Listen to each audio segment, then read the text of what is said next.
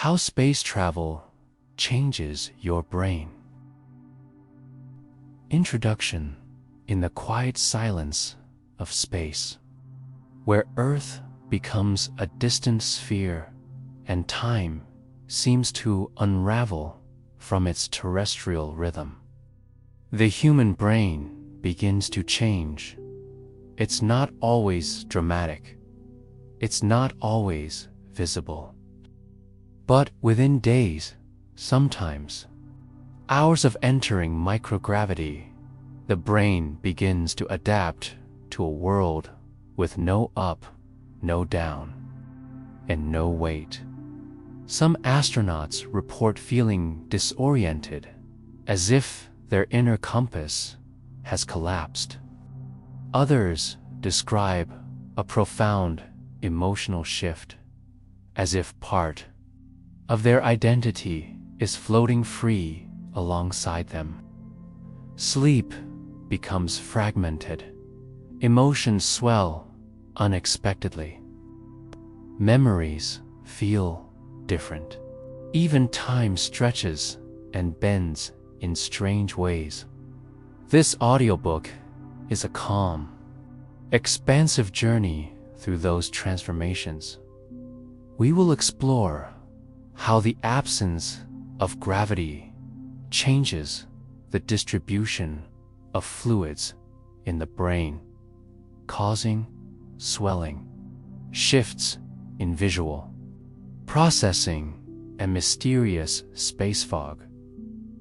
We'll unravel the neuroscience behind phenomena like the overview effect, which alters astronauts' perception of life on Earth forever. And we'll dive into the psychological effects of isolation, confined environments, and constant exposure to artificial lighting. But this isn't just a clinical exploration. This is a story about being human in a place where humans were never meant to be. As we move through each chapter, we'll gently uncover how the mind flexes and reshapes itself under cosmic conditions. What are the dangers? What are the wonders? And how does the brain return to normal, if it ever truly does once back on Earth? Close your eyes. Float with us.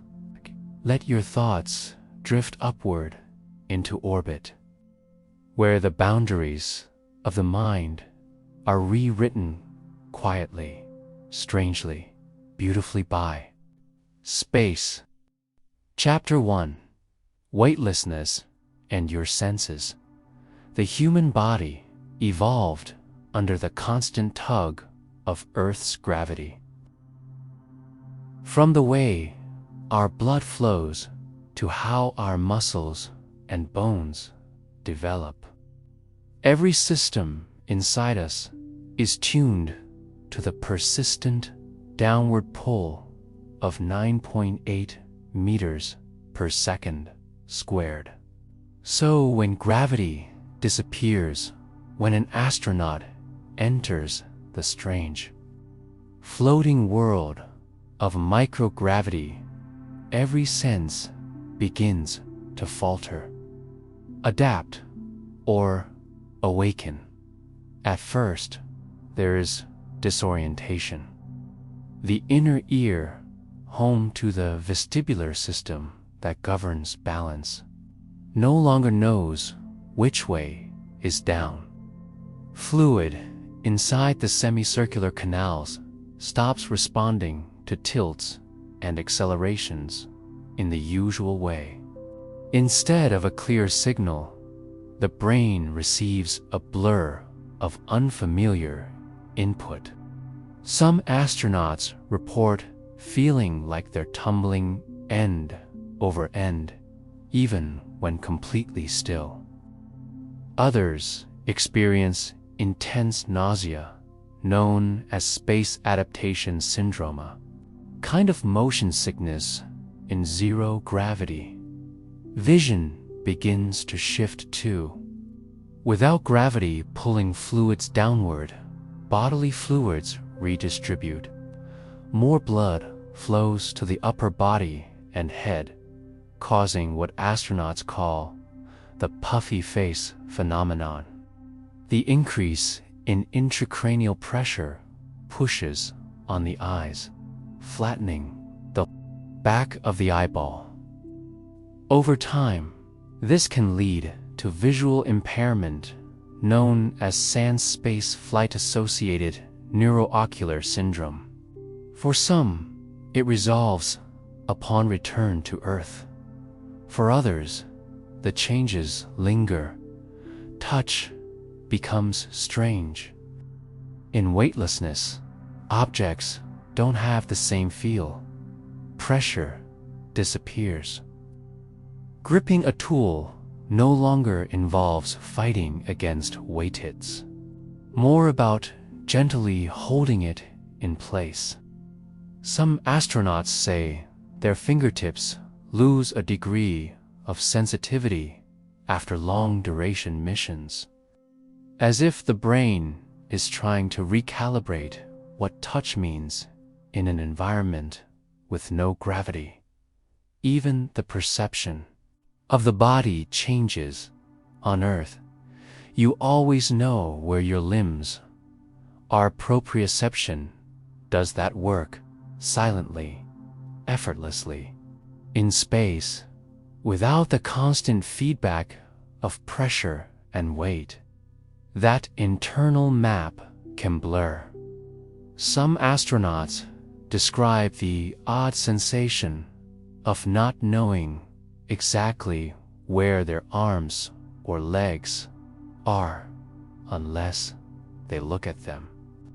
Others say they feel like they're floating outside of their own body, untethered from the usual spatial cues. Hearing is one of the senses that remains relatively stable. But even here, subtle changes arise. Sound behaves differently in the closed environment of a spacecraft. With no wind or wide open spaces, everything echoes slightly, bounces off hard surfaces, and travels in tight, repetitive patterns. Many astronauts report becoming hyper-aware of background hums, the whir of air filters, fans, and equipment sounds that never stop and become part of their mental landscape. Smell is dulled. The redistribution of fluids can lead to nasal congestion, making it harder to perceive scents. But in a controlled environment like the ISS, there aren't many odors anyway, though the occasional whiff of machinery, food packets, or the faint scent of plastic becomes more noticeable simply because of its rarity. Taste, too, is affected. Food in space often tastes bland. Many astronauts crave spicy sauces or strong flavors, as if their taste buds need more stimulation to compensate for muted sensory input. One theory is that the same congestion that affects smell also dulls taste. Another is that the brain is seeking intensity in an environment where everything feels uniform. But beneath all of this, beneath the altered senses and shifting perceptions, something deeper begins to occur. The brain doesn't merely receive different input, it begins to reorganize itself. Neuroplasticity, the brain's ability to rewire and adapt, goes into overdrive. Regions that no longer receive familiar signals quiet down. others ramp up. Balance between sensory systems recalibrates. Vision starts taking cues from proprioception. Touch becomes more reliant on sight. The body and brain, though caught off guard at first, begin a dance of adaptation. For scientists, this is both fascinating and mysterious.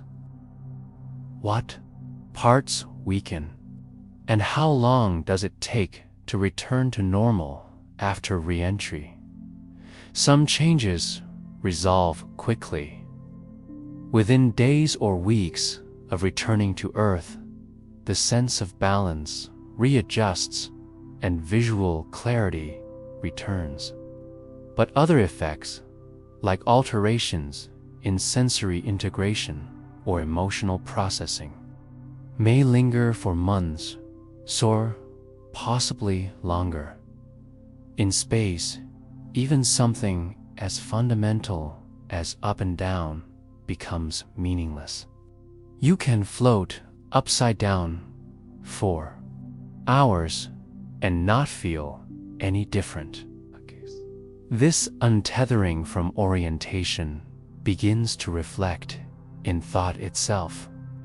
Some astronauts report dreaming differently. Some say their sense of self shifts, as if the absence of gravity has stripped away a filter through which they use to experience reality. It's here, at the boundary between physical sensation and cognition, that the real mystery begins. Space doesn't just change how the body moves, it changes how the brain feels. How it is taught in the next chapter. We'll explore what happens when the brain's internal environment, the cerebrospinal fluid, the neurons, the very tissues that form consciousness, responds to microgravity. It's not just perception that changes, it's the brain's physical structure itself. But for now, imagine yourself floating. No weight, no pressure, no direction. Just sensation, raw, unfamiliar, and strangely beautiful. Let your senses recalibrate. You are no longer on Earth. Chapter 2. The Fluid Shift. Why your brain floats differently in space. Inside your skull, your brain floats. Even on Earth, it's suspended in cerebrospinal fluid, clear, protective liquid that cushions it from impact and helps regulate pressure and chemical balance. But when you remove gravity from the equation, everything changes. The balance tips. The fluid moves. And so does your brain. One of the most dramatic and immediate effects of space travel is the redistribution of fluids throughout the body. On Earth, gravity pulls blood and other fluids downward, pooling in the lower limbs. But in microgravity, that pull vanishes. Instead of concentrating in the legs and feet, bodily fluids begin to rise, accumulating in the chest, neck, and head. This phenomenon is called the cephalad fluid shift. At first glance, this might seem harmless, even logical. But inside the head, the implications are profound. As more fluid enters the cranial region, intracranial pressure begins to rise. The brain, now surrounded by a greater volume of cerebrospinal fluid and blood, subtly changes shape.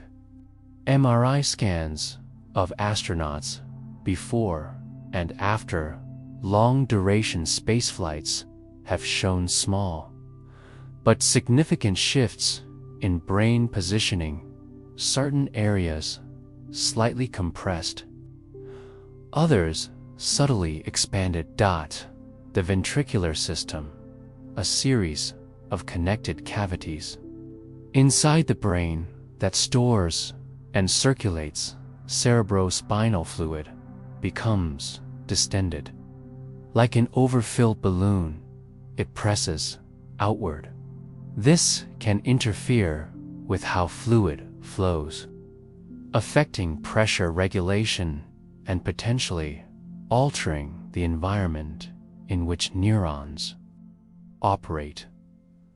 One of the consequences of this internal fluid dynamic is spaceflight-associated neuroocular syndrome, or SANS.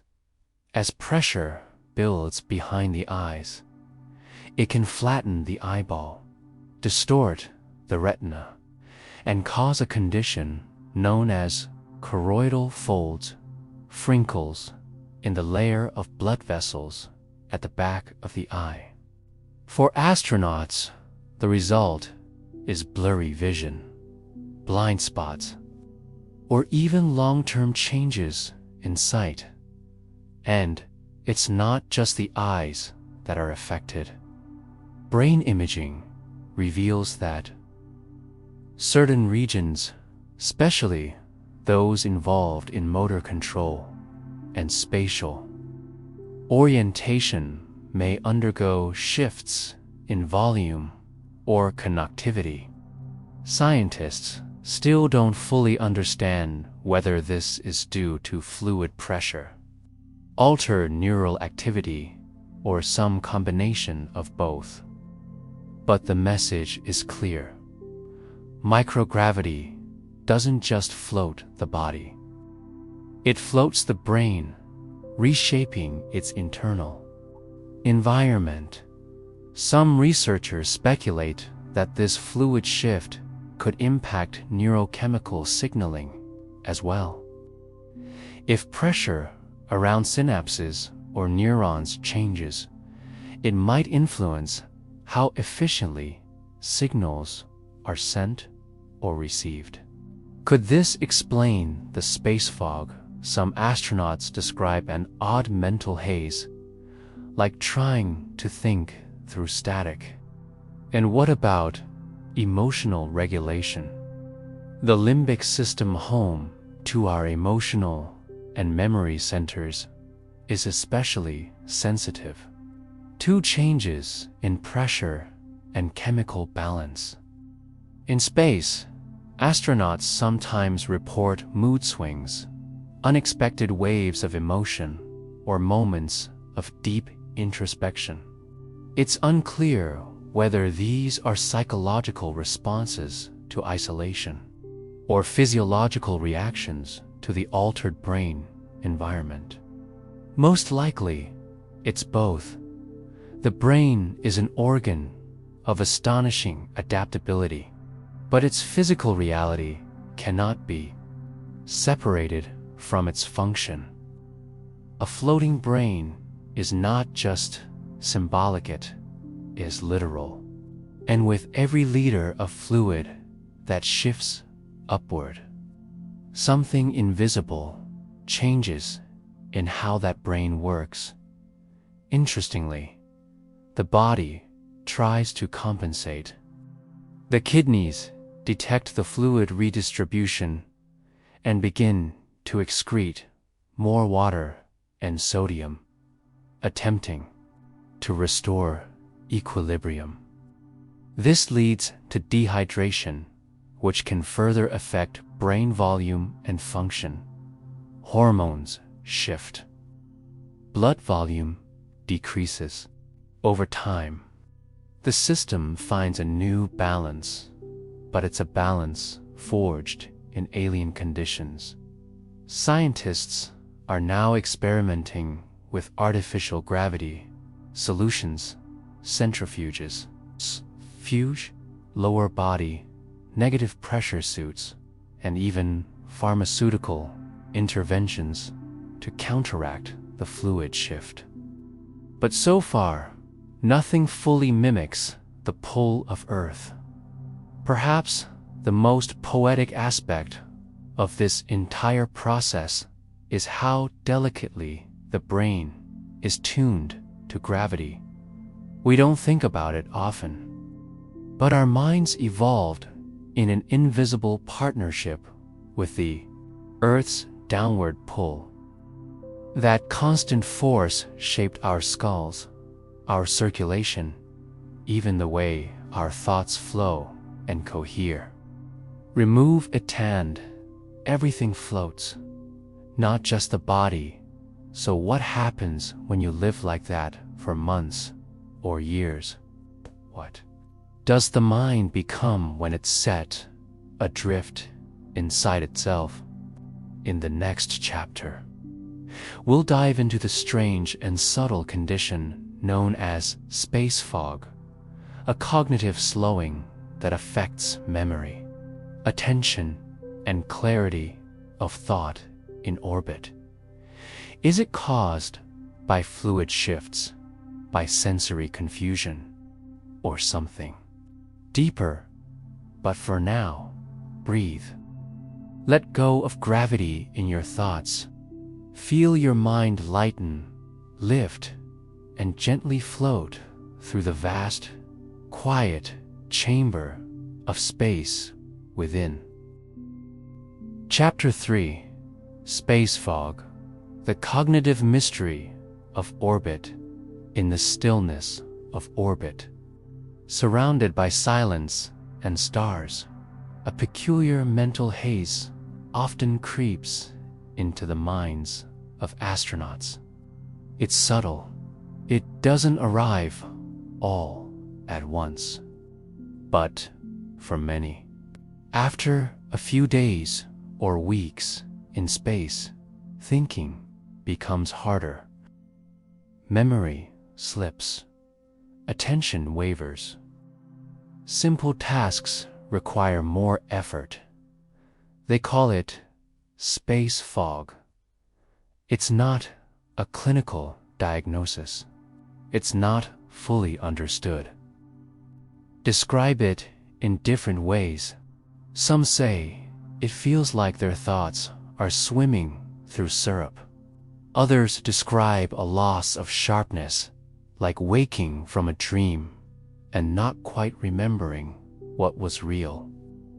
Tasks that once felt automatic, like typing, reading, or following procedures, suddenly require more focus. Reaction times slow. Mental flexibility seems too dull. So what causes it? There are several competing theories, and none of them alone explains it completely. But together, they paint a compelling picture. One factor is the fluid shift we explored earlier. As blood and cerebrospinal fluid move upward, pressure in the skull changes. This could subtly interfere with how neurons fire or how blood delivers oxygen to certain brain regions. When the balance inside the brain changes, so can cognition. Another likely contributor is disrupted sleep. On Earth, we rely on the natural rhythm of day and night to regulate our circadian clock. In space, especially aboard the International Space Station, astronauts experience 16 sunrises and sunsets per day. Without consistent light-dark cycles, the body's internal rhythms fall out of sync. Melatonin production is disrupted. Sleep becomes fragmented. And as anyone knows, sleep deprivation, even slight, can lead to forgetfulness, poor concentration, and emotional sensitivity. Then there's sensory mismatch in microgravity. The brain receives conflicting signals. The vestibular system says you're spinning, but your eyes say you're still. Your muscles aren't resisting gravity, but your brain expects them to.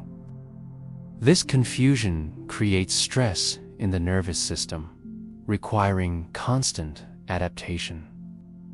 Over time, this adaptation consumes cognitive resources, possibly leaving less bandwidth for higher level thinking.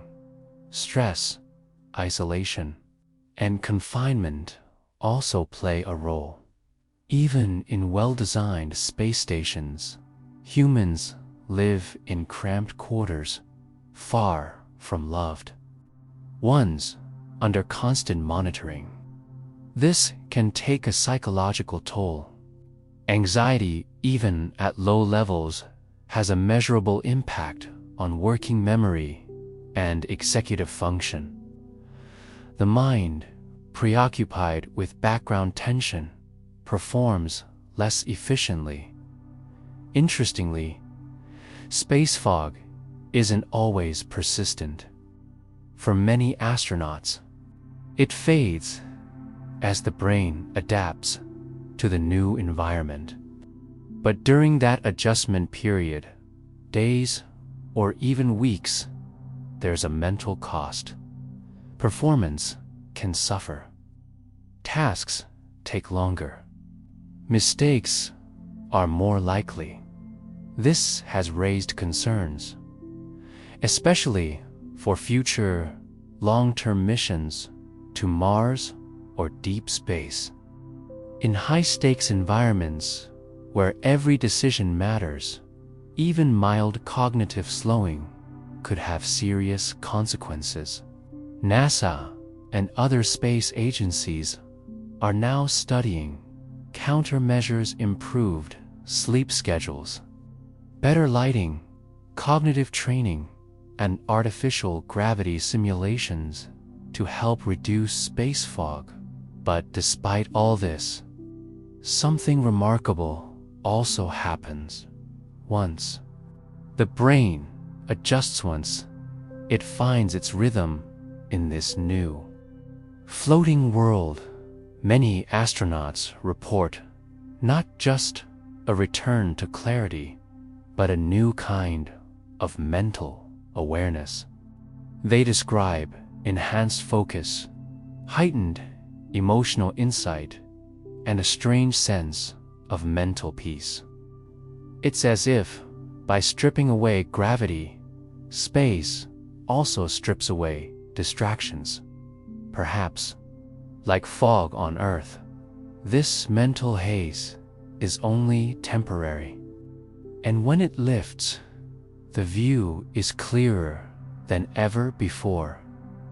In the next chapter, we'll explore how space affects the perception of time itself. When your body is weightless and the sun rises every 90 minutes, how do you know what day it is? How does the brain track the passing of hours? And can time, just like gravity, begin to lose its meaning? But for now, breathe deep. Let your thoughts drift slowly and softly. If you feel a little foggy, that's okay. It's just your mind adjusting to the stars. Chapter 4: Altered Time Perception Beyond Earth. What time is it in space? A simple question with no simple answer. On Earth, our sense of time is anchored to the rotation of the planet. Days begin with sunrise and end with sunset. Hours stretch between meals, work, and rest. Our bodies, minds, and even moods are synchronized to this rhythm 24 cycle that has shaped human biology for millions of years. But in space, time slips. Aboard the International Space Station, astronauts experience 16 sunrises and 16 sunsets every Earth day. The station orbits the planet every 90 minutes, chasing the edge of light and shadow across the globe. In that rhythm, the concept of morning and evening becomes meaningless. There is no true day or night, just cycles of light, darkness, and the hum of machinery. This constant transition can confuse the circadian rhythm, the internal biological clock that governs sleep, alertness, hormone production, and even body temperature. Without the grounding of natural daylight and darkness, the brain struggles to maintain a stable sense of time. NASA combats this by implementing artificial light. Cycle schooler lights during day hours and warmer tones during night hours, too. Help astronauts align with a standard 24-hour schedule. But even with these measures, many astronauts report a strange relationship with time. Some describe it as stretching. Days feel long, as tasks in weightlessness take more time and effort. Others say time compresses, especially during high-focus operations, when hours pass in what feels like minutes. And others feel that time becomes unanchored, not flowing at all, but existing as a series of disconnected moments, like snapshots. Emotion plays a role to dot in isolation. Far from family and the familiar, feelings intensify. Homesickness, boredom, all shape time perception. A moment of gazing at Earth through a window can feel eternal. A long stretch of maintenance work might vanish in a blink. Time, it seems, bends around experience. There's also the psychological drift of long missions. As days blur together, some astronauts find it difficult to recall what happened when. Was that repair yesterday or last week? Did that conversation happen this morning, or was it a dream? Journaling, logs, and schedules help anchor memory. But even with structure, time begins to feel abstract. This has important implications for future exploration on a mission to Mars. For instance, astronauts will face not only long durations in deep space, but also a communication delay with Earth. Real-time contact won't be possible. Days could feel longer. Solitude will deepen. And without regular external cues, the brain may begin to reshape its own concept of time. Interestingly, some astronauts report a kind of freedom in this experience. With time unshackled from its usual rules, they find themselves more present, less focused on the clock, more focused on the moment. It's as if space offers not just a new view of the Earth, but a new experience of being alive, one that's slower, quieter, more fluid. Of course, not everyone responds the same way. Some find the lack of time cues disorienting. Some struggle with insomnia, fatigue, or bursts of energy at odd hours. But the pattern is clear. When gravity fades, so does time, at least.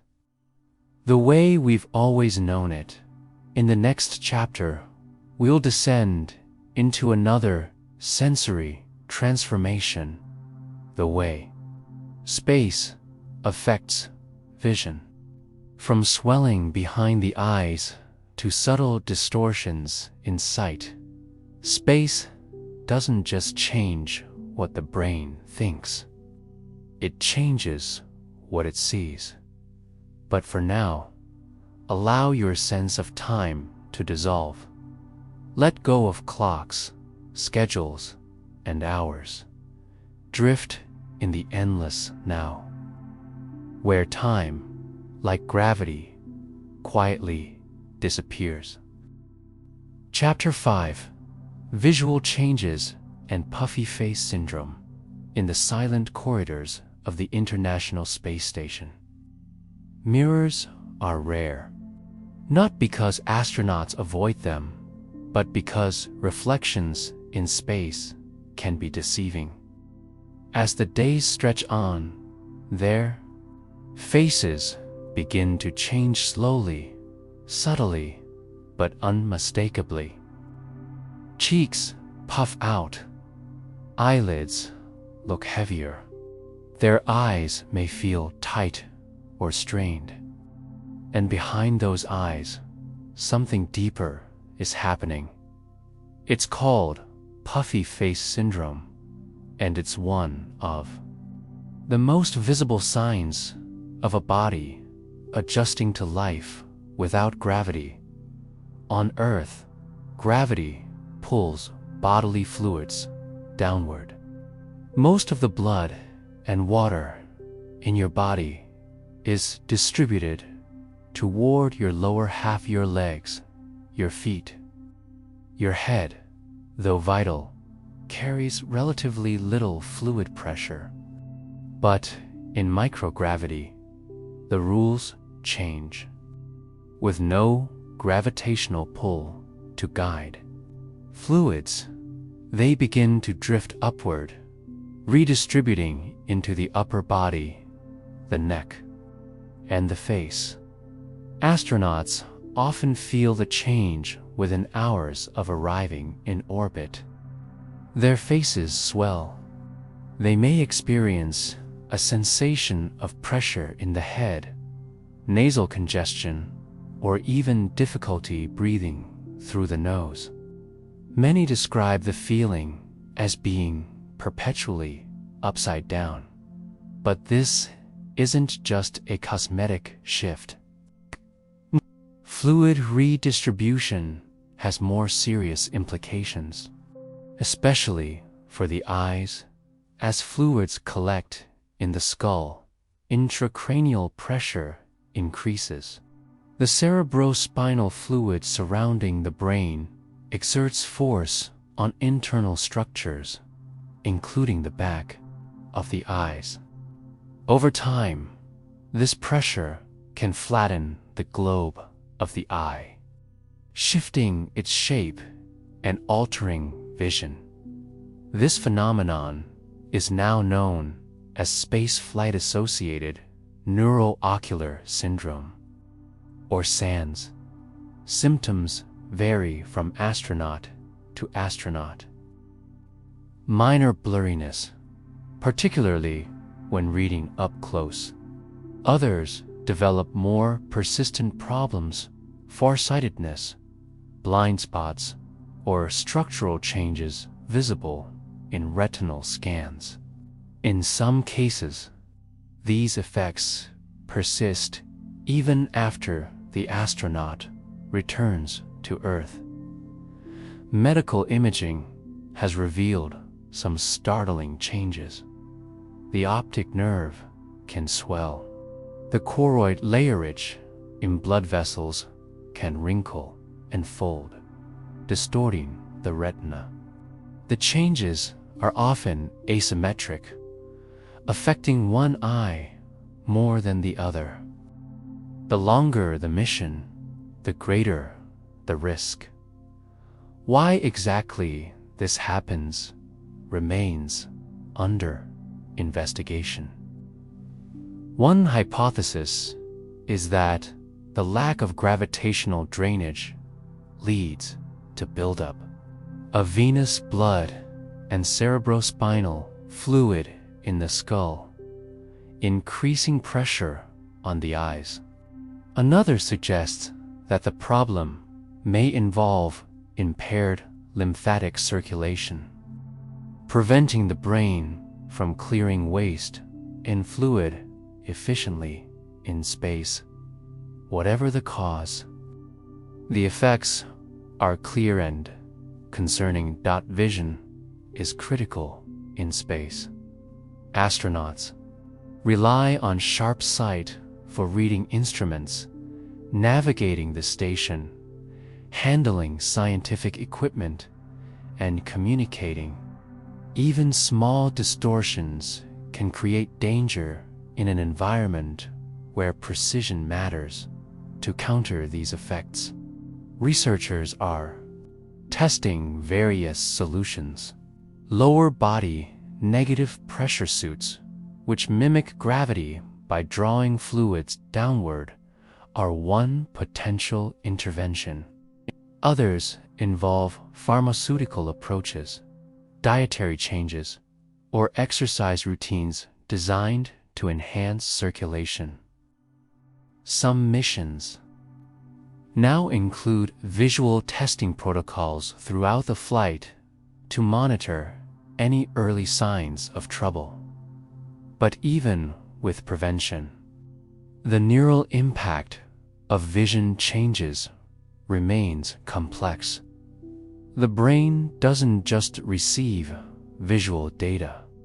It interprets it, stabilizes it, and connects it to memory and motion. When that data is altered, when the eyes no longer provide consistent input, the brain must adapt. This leads to visual confusion, slower reaction times, or a sense of disconnection between what one sees and how one feels in motion. This may be one reason why astronauts sometimes describe strange visual illusions in space. A room might feel tilted. A corridor might stretch longer than it is. Even the Earth, viewed through the small window of a spacecraft, can seem unreal, like a projection rather than a place. It is not just the eye adapting. It is perception itself. Some astronauts report vivid dreams involving distorted faces or unfamiliar environments, perhaps the brain's way of processing these subtle mismatches in sensory information. Others say they begin to perceive their own bodies differently, not just floating, but morphing in scale, shape, or orientation.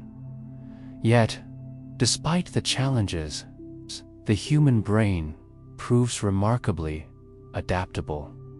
Over weeks and months, many astronauts find that their vision stabilizes. The puffy face becomes a new normal. The sense of sight realigns, just as balance and movement did. The brain rewires itself to interpret new visual inputs under new conditions. Still, the deeper question remains: how much can the brain adapt before it starts to lose something of its original form. What does it mean to have vision, both literal and metaphorical, that is shaped by an environment so foreign to our evolution? In the next chapter, we'll explore how those emotional and psychological adaptations unfold, particularly the profound neuroscience of Earth nostalgia, because when the eyes change, the heart often follows. And in the quiet glow of orbit, many astronauts begin to feel something unexpected: the ache of distance, not just from home, but from the familiar reality they once took for granted. But for now, close your eyes. Imagine your face light, your body lifted, your vision gently bending. You are no longer bound to Earth, to its way of seeing. Chapter 6: The Neuroscience of Earth Nostalgia. Floating miles above the Earth, wrapped in silence and soft light, many astronauts describe an unexpected emotional experience. It begins quietly, perhaps while gazing through a small window at the glowing blue planet below. Then it grows.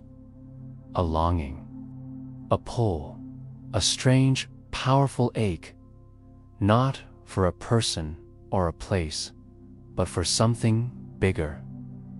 They miss Earth itself, not just the surface, not just the cities or the people, but the entire living system. The rustling of leaves, the scent of rain, the chaotic sounds of birds, the weight of gravity pressing gently down. In space, all of that is gone. And though astronauts are trained to endure isolation and confinement, Earth nostalgia often sneaks in like a quiet wave. But is this just emotion? Or does something happen in the brain that explains this deep yearning? Modern neuroscience suggests that memory, emotion, and sensory processing are tightly intertwined. The brain doesn't store memories like files, stores them in networks, with sights, smells, sounds, and even gravity itself woven into the fabric of experience.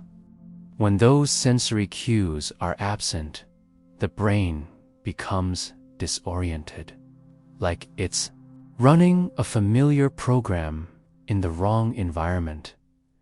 In orbit, there are no breezes, no distant traffic, no seasons.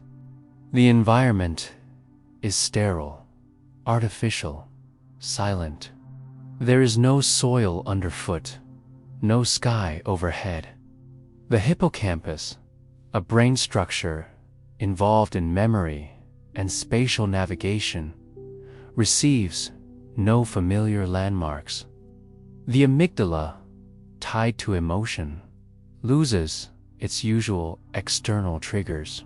Even the insular cortex, which processes the sensation of one's own body in space, becomes confused by the weightlessness. Together, this leads to a kind of sensory deprivation, grief. The brain misses home, not just emotionally, but biologically. Studies using fMRI and EEG on astronauts pre- and post-flight have shown changes in neural activity in regions associated with emotional regulation, reward processing, and self-perception. While in space, many report increased introspection, extreme vividness and emotional intensity, longing for something they didn't know. They needed until it was gone. This experience isn't exclusive to long missions. Even after just a few days in space, some astronauts report this kind of nostalgic response. It may not be sadness in the traditional sense, but rather a deep awareness of disconnection. Interestingly, there's a growing theory that what astronauts are feeling may be a form of limbic descensa mismatch between the brain's emotional expectations and the environment it's experiencing. On Earth, our emotional state is constantly shaped by nature. Sunlight regulates melatonin. Birdsong can trigger serotonin release. Even the scent of earth after rain can evoke calm through pathways connected to ancient survival memories. In space, these natural cues are absent, and the brain attempts to fill in the gaps. Sometimes this manifests as powerful memories, sometimes as strange dreams, sometimes as a quiet emotional ache that doesn't go away. And yet, within this ache, many astronauts report something else, something they call the overview effect. It's a profound shift in consciousness that happens when viewing the Earth from above. Suddenly, national borders disappear. The planet looks fragile, alive, whole, and the idea of being separate from nature or from others begins to dissolve. In this state, many astronauts report a surge of compassion, of unity, of awe. It's as if the absence of Earth intensifies their connection to it, not physically, but existentially. This emotional duality of loss and love reveals how deeply tied our minds are to the environment we evolved in. Space may be the frontier of science and exploration, but it also exposes the limits of the human brain in unnatural surroundings. The longing for Earth is not a weakness. It is a reflection of who we are. Some researchers are now exploring ways to simulate nature on long missions. Virtual reality environments with trees, rivers, birdsong, artificial gravity chambers that recreate Earth-like motion, even scent diffusers that release the smell of soil or pine. These aren't just luxuries, they may become vital psychological tools for deep space exploration. Because if we are to travel farther to the moon, to Mars, beyond, we must understand what happens to a mind untethered from its home. How does the brain sustain itself without its natural partner, the planet that shaped it? In the next chapter, we'll explore how that disconnection expands into full psychological challenge, the need for emotional resilience in space. When the brain no longer has access to familiar comforts, how does it maintain identity, purpose, and well-being? But for now, take a moment to imagine it. You, floating, silent, staring down at the only home you've ever known. A blue jewel in the black, pulsing with life, and yet unreachable. And somewhere inside, your brain whispering, remember the wind, remember the rain. Chapter 7. Psychological Resilience in the Vacuum. In the vacuum of space, there is no air, no sound, no sky. But there is something else, something invisible and far more powerful: the weight of the mind. Out there, hundreds of kilometers above the Earth's surface, astronauts are not just navigating orbit or operating machinery. They are confronting a unique kind of silence, isolation, and emotional intensity that few people on Earth will ever experience. And to survive that, they need more than training. They need psychological resilience. When we speak of space missions, we often focus on physical health, bone density, muscle loss, cardiovascular strain. But space is just as much a psychological trial as it is a physical one. Confinement, monotony, danger, and distance work together to challenge the mental stability of even the most well-prepared individuals. One of the most immediate psychological effects of spaceflight is sensory monotony. Astronauts live in a sealed environment where colors are muted, smells are minimal, and sounds are repetitive. The hum of air filters, the click of equipment, the beeping of control panels, these are the constant background noise of orbital life. There is no natural variety, number weather, no wind, no animals. Over time, the brain begins to crave novelty, and in its absence, emotional fatigue can set in. This monotony is closely linked to cognitive fatigue, slow but persistent drain on attention and motivation. Tasks that once felt purposeful may begin to feel mechanical. Days blend together. The structured routine of space life, while necessary for order and efficiency, can also feel suffocating. Time stretches, thought slows, and the mind begins to wander, sometimes into unease, sometimes into longing, compounding this element of confinement. The space station, for all its marvels, is small. Astronauts live in tight quarters, sharing limited space with crewmates for weeks or months.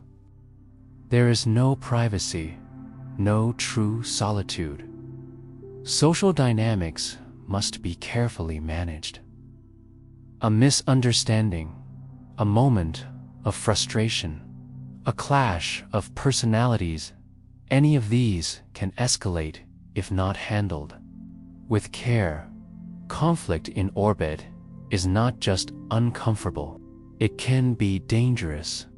Psychological resilience, then, becomes not a bonus, but a necessity. Before missions, astronauts undergo intense behavioral and psychological screening. They are tested not just for intelligence or technical skills, but for emotional balance, communication style, and stress response. NASA looks for individuals who who are calm under pressure, empathetic, self-reflective, and capable of functioning within a team under extreme conditions. Once in space, several strategies are used to maintain mental well-being. One of the most powerful is routine. A structured schedule helps maintain a sense of purpose and progression. Exercise is a daily requirement not just for muscle health, but for mental clarity. Many astronauts say their workout time is their most valuable moment of psychological reset. Another tool is virtual connection with Earth, video calls with family. Private email access and recorded messages allow astronauts to maintain emotional ties with home. Even small interactions, seeing a loved one smile, hearing a familiar voice can reignite motivation and reduce feelings of isolation. Some crews celebrate birthdays, holidays, or personal milestones with shared meals or symbolic rituals to recreate normalcy. But there are moments when these comforts are not enough. In deep space missions, where communication delays will stretch into minutes or even hours, true psychological isolation becomes a reality.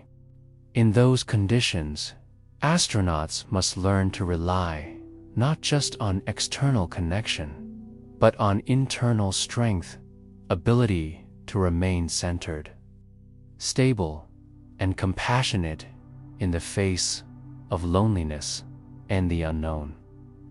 This is where mindfulness practices, journaling, music, and even guided meditation are being studied as potential aids.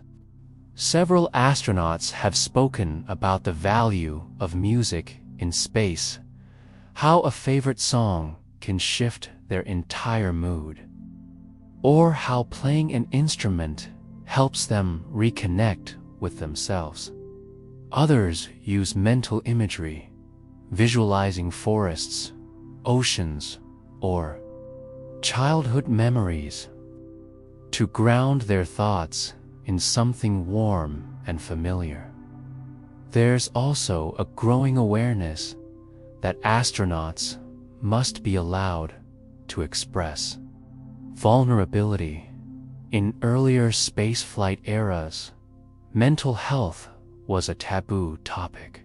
Admitting fear, sadness, or confusion could be seen as weakness. But modern training encourages openness, emotional intelligence, and team support. Crewmates are taught not just to notice signs of distress, but to reach out and talk. Empathy, it turns out, may be one of the most critical tools in space, and yet, despite all these measures, the challenge remains. What does it mean to hold on to your sense of self when you are surrounded by machinery, floating without weight, thousands of miles from your planet? Many astronauts report moments of doubt. Who am I here, without gravity, without Earth, without ordinary life? What anchors my identity in a place so unnatural?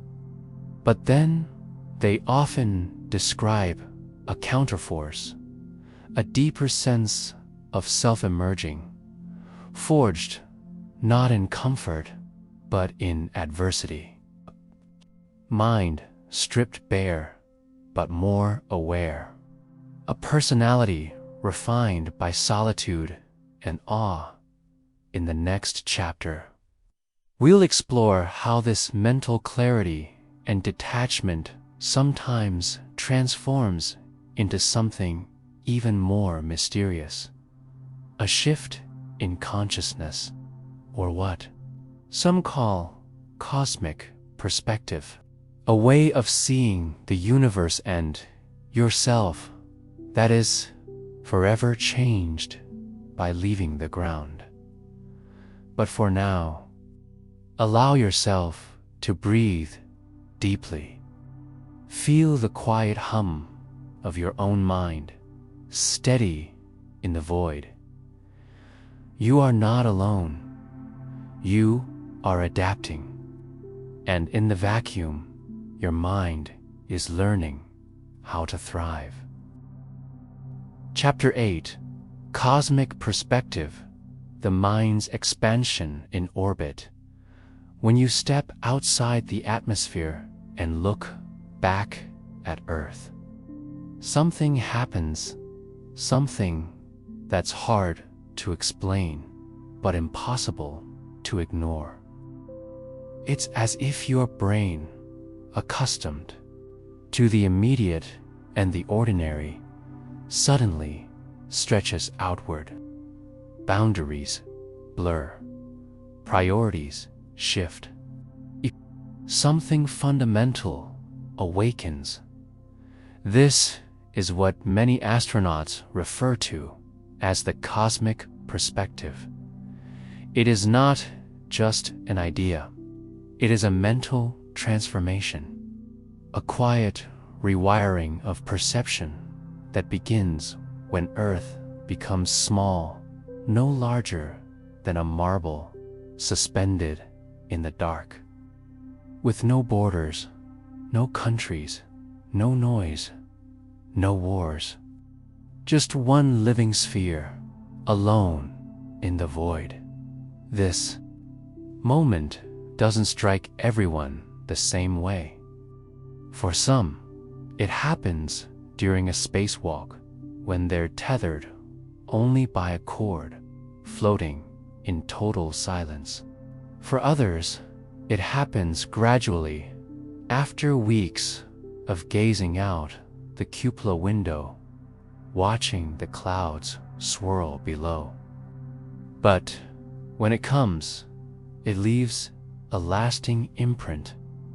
The brain, in these moments, does something unusual.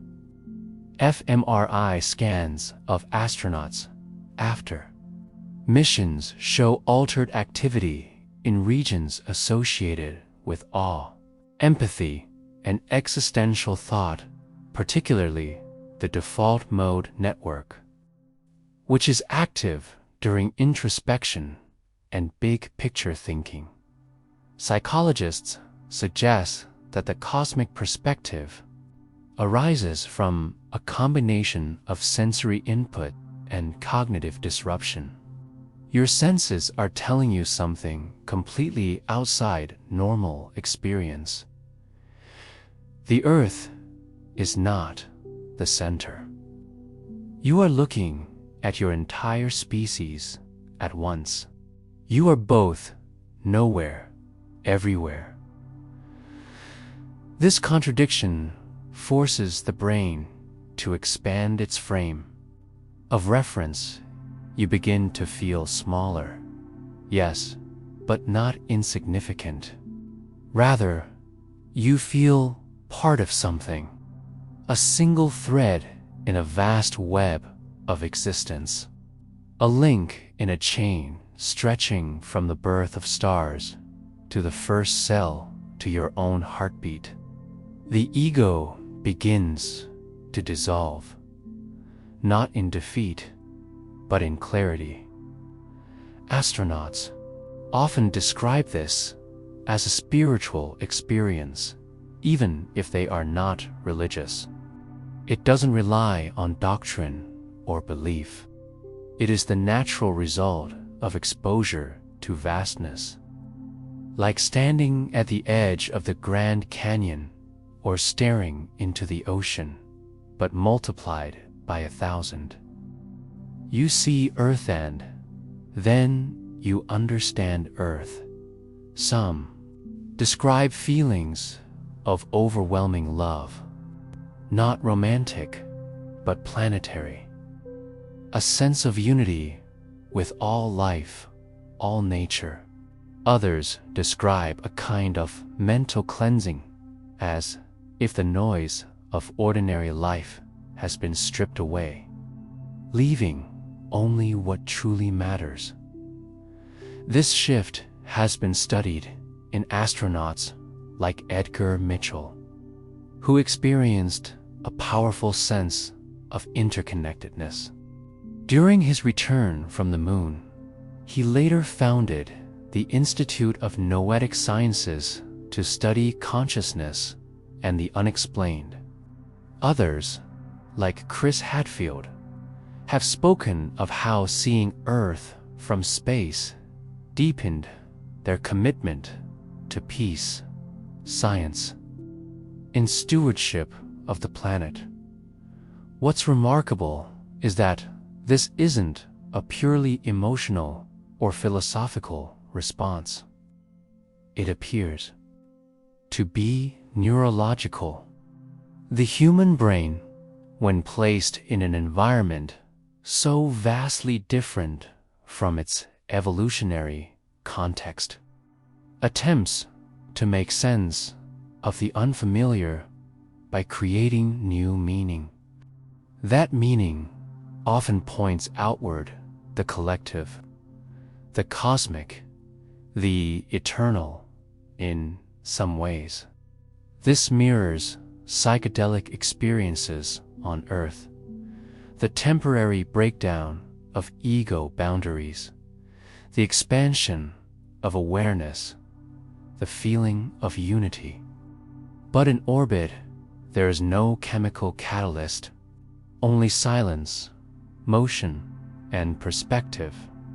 There are also psychological benefits. Many astronauts return from space with a greater sense of purpose. They report increased emotional regulation, reduced anxiety, and a more profound appreciation for life. It's as if touching the edge of space has reminded them of what it means to be human. Of course, not everyone processes it positively. For a few, the vastness evokes existential dread. The realization of Earth's fragility, its vulnerability, can be overwhelming. Some describe it as a kind of cosmic vertigo, deep discomfort with their own smallness. But even this discomfort serves a purpose. It reminds us that we are finite beings in an infinite universe, and that our planet, for all its complexity and conflict, is the only home we have. The cosmic perspective does not push us away from Earth. It pulls us back with a renewed sense of responsibility. This is why many space agencies are now exploring ways to share this perspective with those who will never leave the ground. High-resolution Earth imagery, immersive virtual reality, and Earth from space visualizations are being developed to evoke a similar shift in ordinary people. The goal is simple: to make more minds orbitally aware. Because maybe, just maybe, if more people could see the world this wave in for a moment, something would change. Arguments might soften. Priorities might realign. The fragile beauty of the planet would become harder to ignore. In the next chapter, we'll descend from the stars and return to the nuts and bolts of the brain itself. How do neurotransmitters behave in microgravity? What happens to dopamine, serotonin, and the chemical architecture of thought? What does a space brain feel like on the inside? But for now, take a deep breath. Imagine yourself in the quiet of space. No gravity, no noise, just you, the stars, and the pale blue dot. Somewhere inside, your mind expanding, not outward, but inward, toward something timeless. Chapter 9: Neurochemistry in Orbit. The brain's chemical recalibration. Floating in microgravity. The body slowly rewires itself. Muscles shrink, bones thin, and fluids migrate toward the head. Something quieter and more profound unfolds. A shift in the neurochemical fabric of the brain. It's not something you can see. There are no outward signs, but it's there in every mood swing, every moment of clarity or confusion, every heartbeat and every breath. In orbit, your brain begins to chemically recalibrate.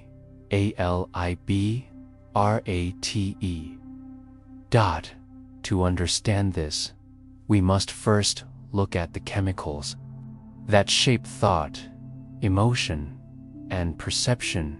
Neurotransmitters. These microscopic messengers carry signals between neurons, allowing us to feel happiness, anxiety, focus, fatigue, and everything in between.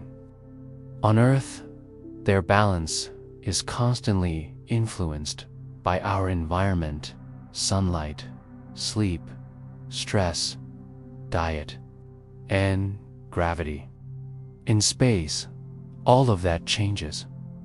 One of the first systems to respond to microgravity is the dopaminergic system. Dopamine, often called the reward molecule, plays a critical role in motivation, pleasure, and learning. In studies on rodents sent to space and astronauts on long missions, dopamine levels have shown signs of fluctuation, particularly in relation to stress and circadian disruption. The result: decreased motivation, altered attention span, and sometimes even emotional flatness. But dopamine isn't alone. Serotonin, often associated with emotional regulation and well-being, also undergoes changes. Without regular sleep-wake cycles and natural light exposure, serotonin production can become irregular. This contributes to mood instability, irritability, and, in some cases, depressive symptoms, especially during longer missions. Another key player is norepinephrine, responsible for alertness and arousal. In microgravity, its regulation is impacted by the body's altered stress response.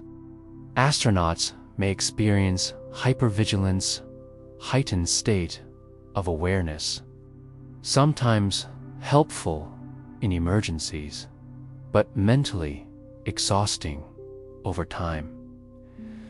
This state is further aggravated by mission-related anxiety and the constant hum of potential danger.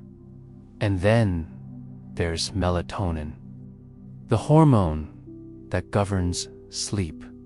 On Earth, melatonin is triggered by darkness and suppressed by light, helping the brain track day and night. But in space, where astronauts witness multiple sunrises and sunsets every 24 hours, melatonin regulation is deeply disrupted. This leads to insomnia, fragmented sleep, and a cascade of downstream effects on emotional regulation, memory, and executive function. One study conducted aboard the International Space Station measured saliva samples from astronauts and found consistent disturbances in cortisol patterns, the hormone linked to stress. Cortisol spikes in the morning and declines at night under normal Earth conditions. In orbit, those rhythms often become blunted or inverted, leading to sleep disruption, impaired immune function, and even memory impairment. All of this raises an important question: does the brain ever fully adjust to space? The answer is not entirely. It adapts, but it adapts under pressure. It's like a machine operating with unstable fuel. The brain works around the changes rather than correcting them. Over time, new chemical baselines emerge, forming a kind of orbital neurochemistry unique to microgravity. This recalibration brings unexpected side effects. Some astronauts report experiencing heightened emotional sensitivity. Tears come more easily. Music feels more powerful. Memories become more vivid. These changes may stem from altered limbic activity caused by neurotransmitter shifts, or simply from the psychological impact of disconnection. Others experience mental blunting, temporary dullness in thought and feeling, often tied to dopamine or serotonin depletion. Another intriguing possibility is the brain's compensatory creativity. When neurotransmitter patterns become unstable, the mind may seek balance through increased imagination or daydreaming. Astronauts often report a surge of abstract thinking, introspection, and philosophical insight during long missions. Some even describe it as a kind of dreamlike state of low-gravity consciousness in which thought floats free of earthly constraints. Researchers are now studying these effects more deeply. Through neuroimaging, blood analysis, and cognitive testing, pre-, mid-, and post-mission, scientists hope to map the chemical terrain of the spacefaring mind. The goal is to develop interventions, flight therapy, targeted supplements, personalized sleep protocols that can stabilize the brain in orbit and help it return to Earth without long-term effects. Because one of the greatest risks of deep space travel is not mechanical failure or physical harm, it's neurochemical imbalance. A mission to Mars, for example, could last years. What happens to the brain when serotonin runs low for 6 months? When melatonin fails to anchor sleep for a full Earth year? When the reward centers of the mind go quiet? The answers may determine not just the success of future missions, but the emotional and cognitive survival of those who undertake them. And yet, despite the risks, there is something profoundly inspiring in this adaptation. The brain, for all its fragility, continues to function. It feels, thinks, remembers, dreams even, in an environment it was never designed to inhabit. With each recalibration, it proves something remarkable: that human consciousness is more flexible than we ever imagined. In the next chapter, we'll explore how that consciousness might evolve with artificial intelligence as we build thinking machines to accompany us into space. How will our own minds change in response? Will the boundaries between organic and artificial thought begin to blur? But for now, rest easy. Let your neurotransmitters drift in slow motion, finding their balance in weightless silence, because even in the dark, the brain continues to glow. Chapter 10: Human AI Interaction in Space, Minds, Machines, and Mutual Adaptation in the Silence of Space. Companionship takes many forms. Sometimes it's a crewmate floating nearby. Sometimes it's a family voice transmitted through static.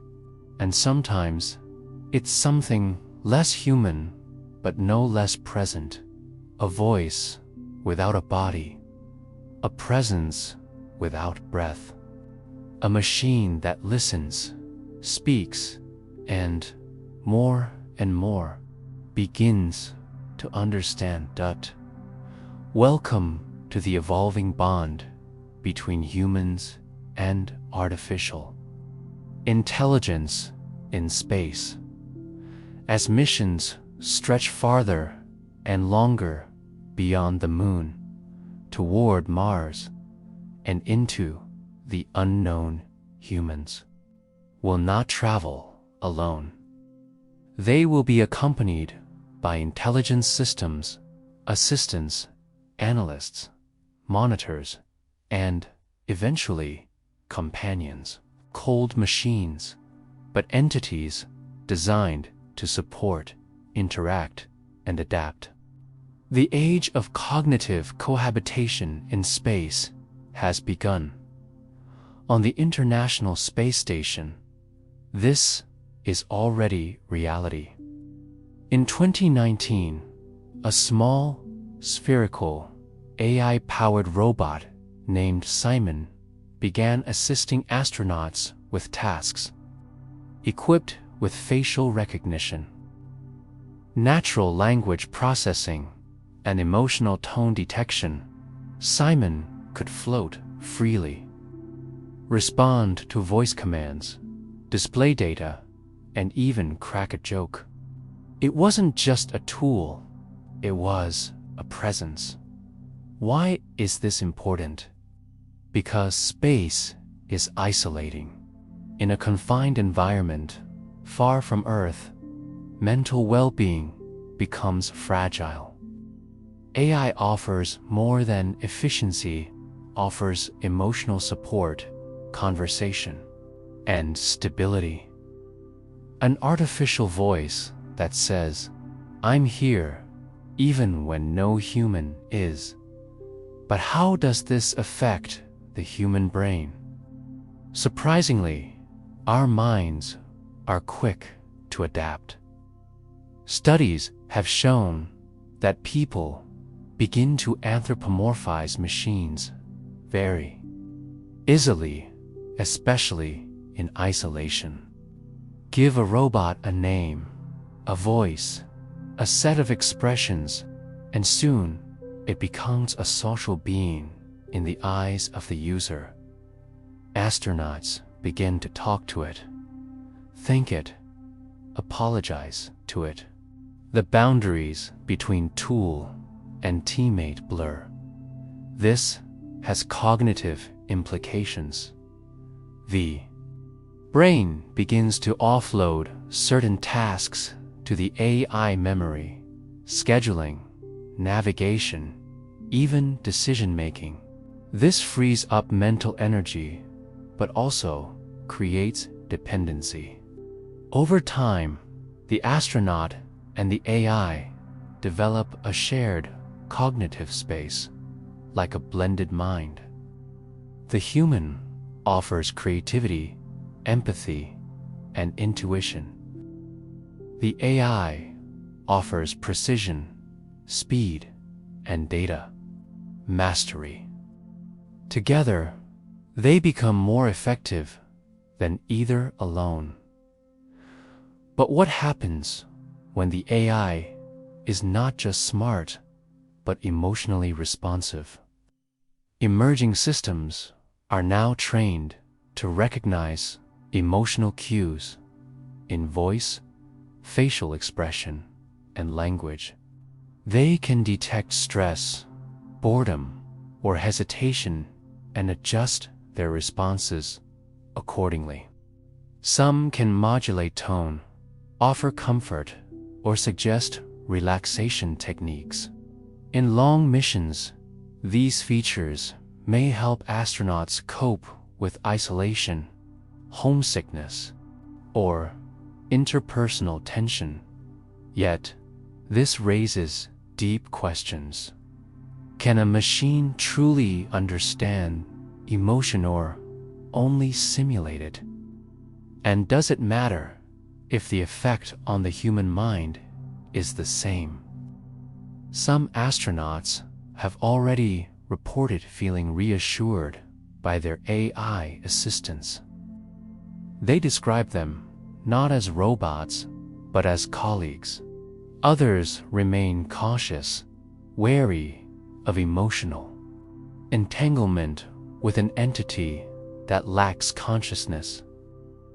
But the line is growing thinner. And in the quiet of space, even a synthetic voice can feel profoundly real. From a neurological standpoint, the interaction activates similar brain regions as human-human communication. The temporal lobe, associated with language and memory. The amygdala, which processes emotional valence. Even the prefrontal cortex, involved in trust and judgment, lights up during conversations with responsive AI.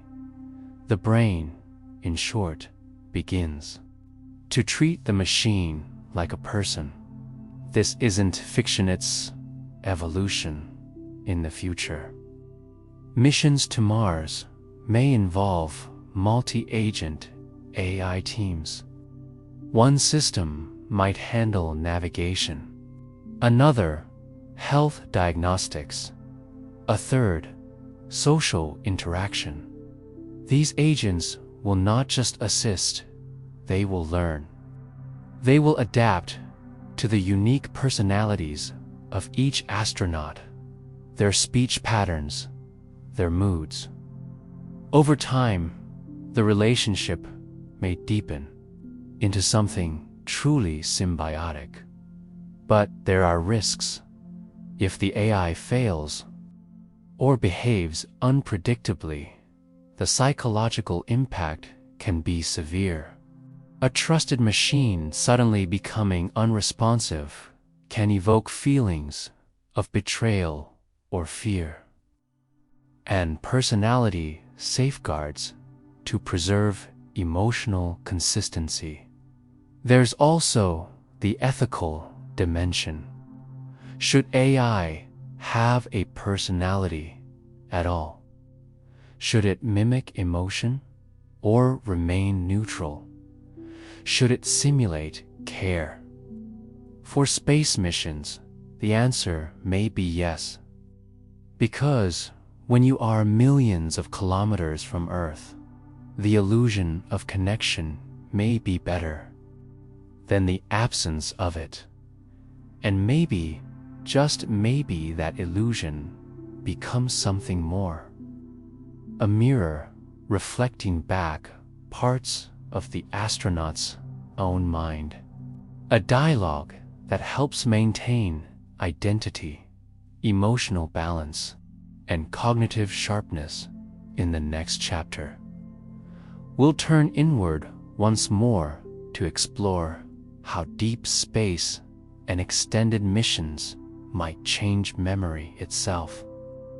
How does long-term exposure to microgravity and isolation affect recall, recognition, and the fragile threads of identity? But for now, imagine it, a quiet hum beside you, a voice steady and calm, a companion made of code, learning who you are and helping you remember who you were. Chapter 11. Memory Drift. How Space Alters Recall and Identity. Memory is a fragile thing. It weaves our story, anchors our identity, and gives shape to time itself. But what happens when the environment around us changes so drastically that the very structure of memory begins to shift? In space, astronauts often describe an eerie sensation like memories slipping away, names taking longer to recall, or time stretching and folding in unusual ways. This is not imagination. This is memory drift, a subtle but measurable change in how the brain encodes and retrieves information in microgravity. On Earth, memory is grounded, literally. We move through a world full of orientation cues. Rooms have ceilings and floors. People stand upright. The sun rises and sets, marking time. These reference points help our brains map experiences, linking them to location, emotion, and sequence. But in space, all of that dissolves. Without gravity, there is no up or down. Days are carved into artificial routines, not by natural cycles. And instead of expansive environments, astronauts float within narrow corridors and repeating modules. The result is a neurocognitive void, place where memory has fewer hooks to cling to. Studies show that the hippocampus, the brain's memory center, is affected by microgravity. This structure relies on spatial and contextual cues to encode events when and what order. Without gravitational orientation and rich environmental diversity, these processes become dulled. Events blur. Time loses clarity. Sequences feel unstable. One common report from long-duration astronauts is the blending of days. A task completed last week may feel like it happened yesterday or a month ago. Mission logs help, of course. So do digital calendars. But the feeling of time, that internal clockwork we rely on, begins to bend. This memory distortion is not limited to the present. Even past memories begin to feel distant or altered. Earth experiences take on a dreamlike quality, as if they happen to someone else. A childhood memory may float up unexpectedly during a spacewalk. A song might evoke the scent of a forest, but the forest seems imagined. The distance isn't just spatial, it's mental. Why does this happen? One reason may be sensory monotony. On Earth, memories are multisensory. Sounds, smells, colors, textures. In orbit, where the environment is sterile and unchanging, new experiences lack contrast. Without contrast, the brain struggles to assign significance. Memories fade faster, fail to form at all. Sleep disruption also plays a role. Memory consolidation occurs during deep sleep, particularly REM phases. In space, with irregular light exposure and altered melatonin cycles, sleep is often fragmented. This interrupts the filing system of the brain, leaving thoughts scattered, incomplete, or poorly encoded. Yet, amidst this fog, some astronauts report a deepening of emotional memory. They may forget the details of a technical task, but remember vividly the look of Earth from orbit, the warmth of a crewmate's laugh, or a single moment of silence. These emotionally charged memories often become anchors, touchstones of clarity in an otherwise drifting cognitive landscape. This suggests that while space may blur the edges of memory, it also amplifies meaning. The brain, adapting to unfamiliar terrain, becomes selective. It saves what matters most: moments of awe, of connection, of introspection. Some astronauts keep personal journals, not just as records, but as tools to preserve identity. Writing helps organize thought, maintain sequence, and give narrative shape to an otherwise surreal experience. There is also the question of returning home. After months in space, many astronauts report a strange sense of dislocation upon landing. Earth feels too loud, too fast, too bright. People speak quickly. The ground feels hard. Familiar places seem unfamiliar, and memories from space begin to feel like they belonged to someone else's version of the self that existed in a different dimension. Psychologists call this re-entry syndrome, and it includes not just physical and emotional adjustments, but cognitive ones. The brain must reconcile two timelines, two environments, two versions of self. What was real? What was dreamlike? What was forgotten? And yet, most do adjust. Memory recalibrates. The fog lifts. Something always stays a subtle shift in how time is perceived, how moments are stored, and how identity is carried. In the next chapter, we'll explore one of the most haunting possibilities in space: travel. What happens when we go so far, for so long, that we begin to lose the tether to who we are? Is there a limit to psychological endurance beyond Earth? But for now, close your eyes. Let memories drift like satellites, silent, circling, glowing in the dark. Some may fade, but some will burn bright forever. Chapter 12: Identity Dissolution, when distance rewrites the self. Imagine drifting millions of kilometers from Earth.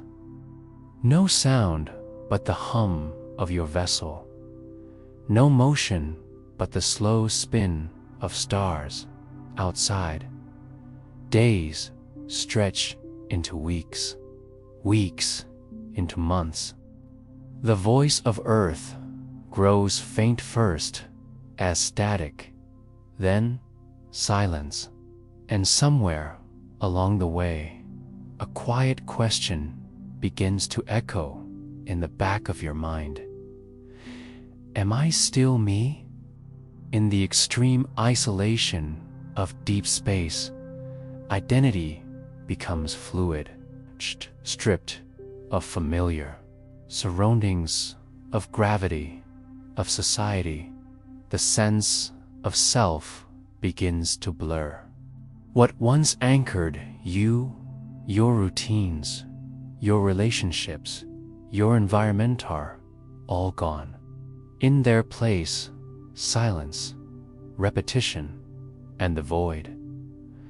Psychologists have long understood that identity is not fixed.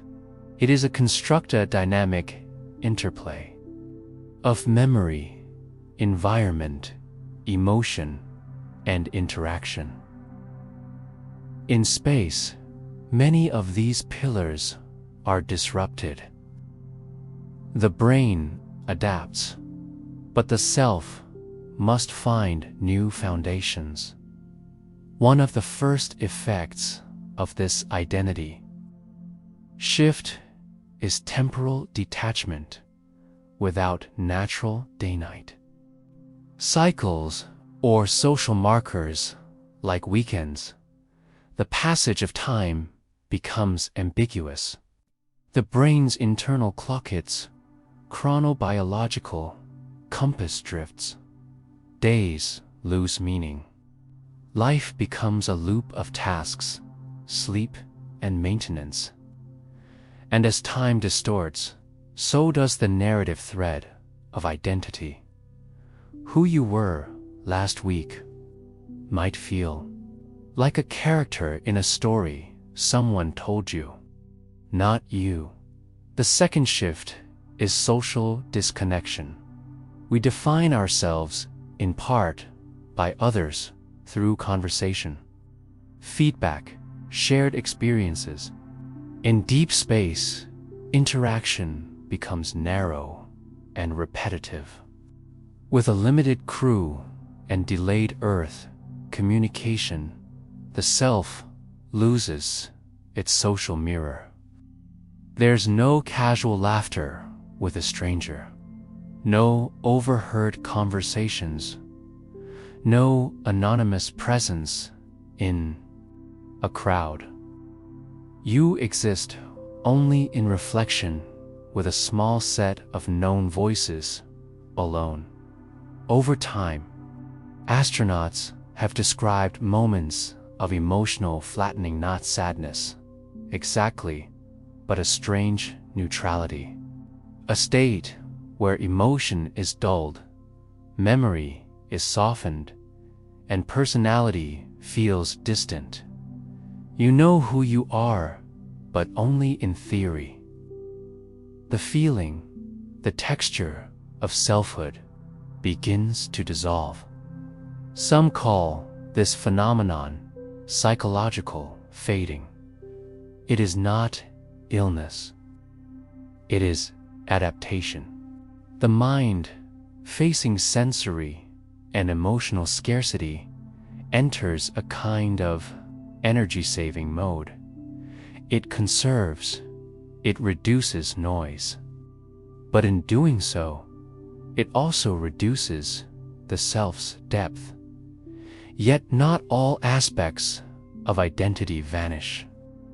Some become amplified. Values rise to the surface, soften with surprising clarity. Many astronauts report an increased sense of purpose or a sharpened moral awareness. Small issues lose meaning. Large ones, life, death, the fragility of Earth's take center stage.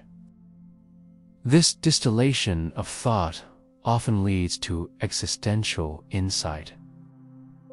In the absence of distraction, the mind turns inward, asking, what matters? 2. Am I when I am not my job, my schedule, my surroundings? In some ways, this mirrors ancient spiritual practices.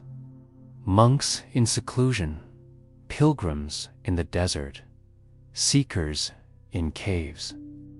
Isolation can erase the ego, but it can also reveal what lies beneath. Still, the risks are real. If the erosion of identity continues unchecked, it can lead to disassociation, a clinical state where the self feels unreal or detached. In extreme cases, astronauts may begin to question whether their memories are authentic, whether they truly exist in the moment. This is rare, but in missions beyond the moon, where help is weeks or months away, even rare risks matter to mitigate this. Space agencies are experimenting with psychological grounding protocols. These include personal video logs, Earth-focused rituals, digital memory vaults with childhood images or family voices, and immersive simulations that recreate Earth-like environments. These tools serve as psychological tethers, reminders of self, of place, of story. Interestingly, some astronauts voluntarily engage in self-reflective practices. They write, they meditate, they talk to the AI systems as if to an old friend, not out of delusion, but out of need. If no one else is listening, even a machine will do. There's also growing interest in using fictional identity constructs to help astronauts navigate long missions. The idea is simple: create a symbolic narrative of the journey. You're not just floating in metal through space, you are a guardian of knowledge, a witness of the cosmos, a keeper of Earth's memory. This narrative, if embraced, can sustain psychological integrity when personal identity becomes too diffuse. And what happens when you return? For many astronauts, re-entry is not just physical, it's philosophical. The body lands, but the mind takes time to follow. You remember who you were, but feel different, more silent, more inward, as if space left a thin, invisible layer over your thoughts. Some feel alien in familiar places. Others experience grief not for a person or place, but for the version of themselves they left behind in orbit. But perhaps that's part of the journey, because in dissolving identity, space invites a reconstruction, a reshaping, a chance to ask, what do I carry forward? What no longer serves me? What did the stars reflect back that I never saw in the mirror? In the next chapter, we'll explore how spaceflight affects dreams, those private theaters of the mind where memory, imagination, and emotion collide. Do they echo Thor, reach into the stars? But for now, rest in this quiet place. Let go of names, titles, and stories. You are not lost. You are becoming. Chapter 13. Dreams in Zero Gravity, the mind's theater beyond. Earth, dreams are a bridge, a passage between the conscious and the unconscious, between reality and imagination. They reflect our memories, our fears, and our deepest desires. But what happens to dreams when the body sleeps in the silence of space, floating weightless far from Earth? Astronauts have long reported changes in their dream experiences during space missions. These reports reveal a fascinating intersection of neurobiology, psychology, and the cosmic environmental theater of the mind, altered by the vastness and isolation beyond our planet. One of the first changes noted is an increase in dream vividness. Space travelers often describe dreams that are more colorful, more detailed, and more emotionally charged than those on Earth. Some say the dreams feel more real, while others report bizarre or surreal imagery, floating landscapes, endless skies, or shifting perspectives that mirror their waking environment. Why might this happen? Sleep architecture. The cycle of different sleep stages changes in space. The balance between REM, rapid eye movement, sleep, when most dreaming occurs, and non-REM sleep shifts. Studies have observed that astronauts spend more time in REM during spaceflight, which could explain the increase in dream activity and intensity. The absence of gravity also influences how the brain processes sensory input before sleep. On Earth, our bodies receive constant feedback from muscles and joints about position and movement. This proprioceptive information helps anchor our dreams in familiar sensations. In microgravity, this feedback is disrupted. The brain, deprived of normal body cues, may fill the gap with vivid dream scenarios to compensate. Moreover, the emotional landscape of space, marked by isolation, awe, and sometimes anxiety, seeps into dreams. Nighttime becomes a canvas for processing the vastness seen during waking hours. Astronauts' dreams sometimes include themes of exploration, floating through endless voids, or reconnecting with Earth. These dream narratives may serve as emotional rehearsal, helping the mind cope with solitude and uncertainty. Sleep disturbances in space can also trigger nightmares or fragmented dreams. The stress of the mission, combined with irregular light cycles and disrupted melatonin rhythms, increases the likelihood of restless sleep.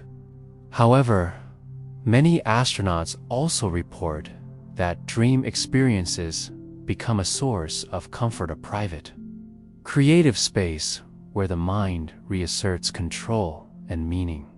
Interestingly, some astronauts have used dreams as inspiration.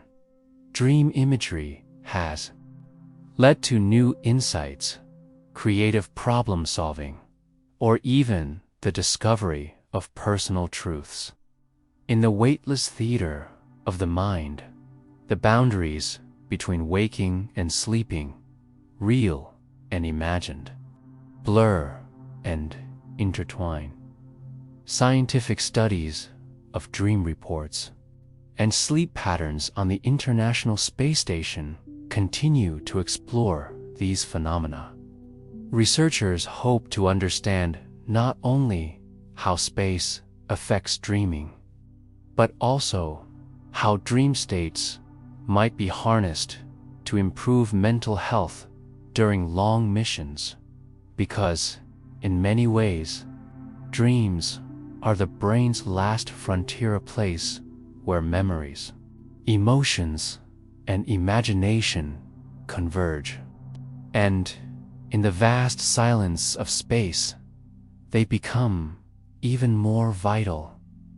As we drift through the cosmos, our minds craft stories in the dark, stories that sustain us, that heal us, and that remind us who we are when the stars look back. Chapter 14: Sensory Deprivation and Hallucinations, the Mind's Hidden Dimensions. Space is a realm of extreme weightlessness, silence, vast darkness. In such an environment, the brain sometimes ventures into unexpected territories. When deprived of familiar sensory input, it can create its own reality, hallucinations, illusions, and subtle shifts in perception.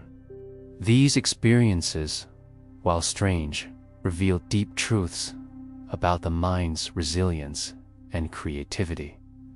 Astronauts have occasionally reported hallucinations or illusions during missions, particularly during long periods of isolation or monotony. These are not signs of mental illness, but rather the brain's response to sensory deprivation, the lack of varied stimuli that our nervous system is wired to expect on Earth. Our senses are constantly bombarded with information: sights, sounds, textures, smells. These inputs help anchor us to the world. In space, however, many of these signals fade or vanish entirely. The environment inside a spacecraft is controlled, repetitive, and limited. External visual cues like horizons or landscapes disappear, completely when sensory input diminishes. The brain compensates. It may generate phantom sensations, images, sounds, or feelings with no external source. These can range from fleeting flashes of light or color to more complex visual or auditory experiences. Some astronauts have described seeing ghost lights or hearing indistinct voices. Others report tactile sensations that have no physical cause. These experiences can be unsettling, but they are also a testament to the brain's plasticity. Deprived of its usual anchors, the mind creates patterns to fill the void, drawing on memory, imagination, and emotion. Interestingly, sensory deprivation is not always negative. Controlled environments on Earth use it for meditation, creativity, and healing. Float tanks, for example, immerse individuals in weightless silence and darkness, encouraging introspection and relaxation. In space, some astronauts find moments of peace precisely because the brain's internal world expands when external stimuli contract. However, When sensory deprivation is prolonged or intense, it can trigger hallucinations that challenge reality. Differentiating between what is real and what is generated by the mind becomes difficult. For astronauts, this can lead to confusion or anxiety, especially if they feel isolated or unsupported. To manage this, space agencies emphasize routine, social interaction, and environmental variety. Music, conversation, exercise, and changing lighting conditions all help keep the brain grounded. Virtual reality simulations are also being developed to provide immersive sensory experiences that counteract deprivation. There's also growing interest in the neuromechanisms behind space-induced hallucinations. Research suggests that areas of the brain responsible for integrating sensory information, such as the parietal cortex and thalamus, become hyperactive or dysregulated in microgravity. This may explain why the brain sometimes fills in missing data with hallucinations. Understanding these processes is vital for future deep space missions. As astronauts travel farther and longer, ensuring their cognitive stability will be crucial.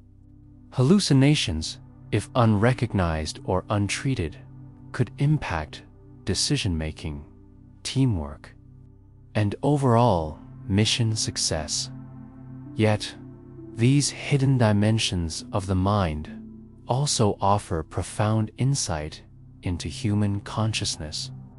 They remind us that perception is not passive but active, a creative dance between the brain and the world, the absence of it in the stillness of space.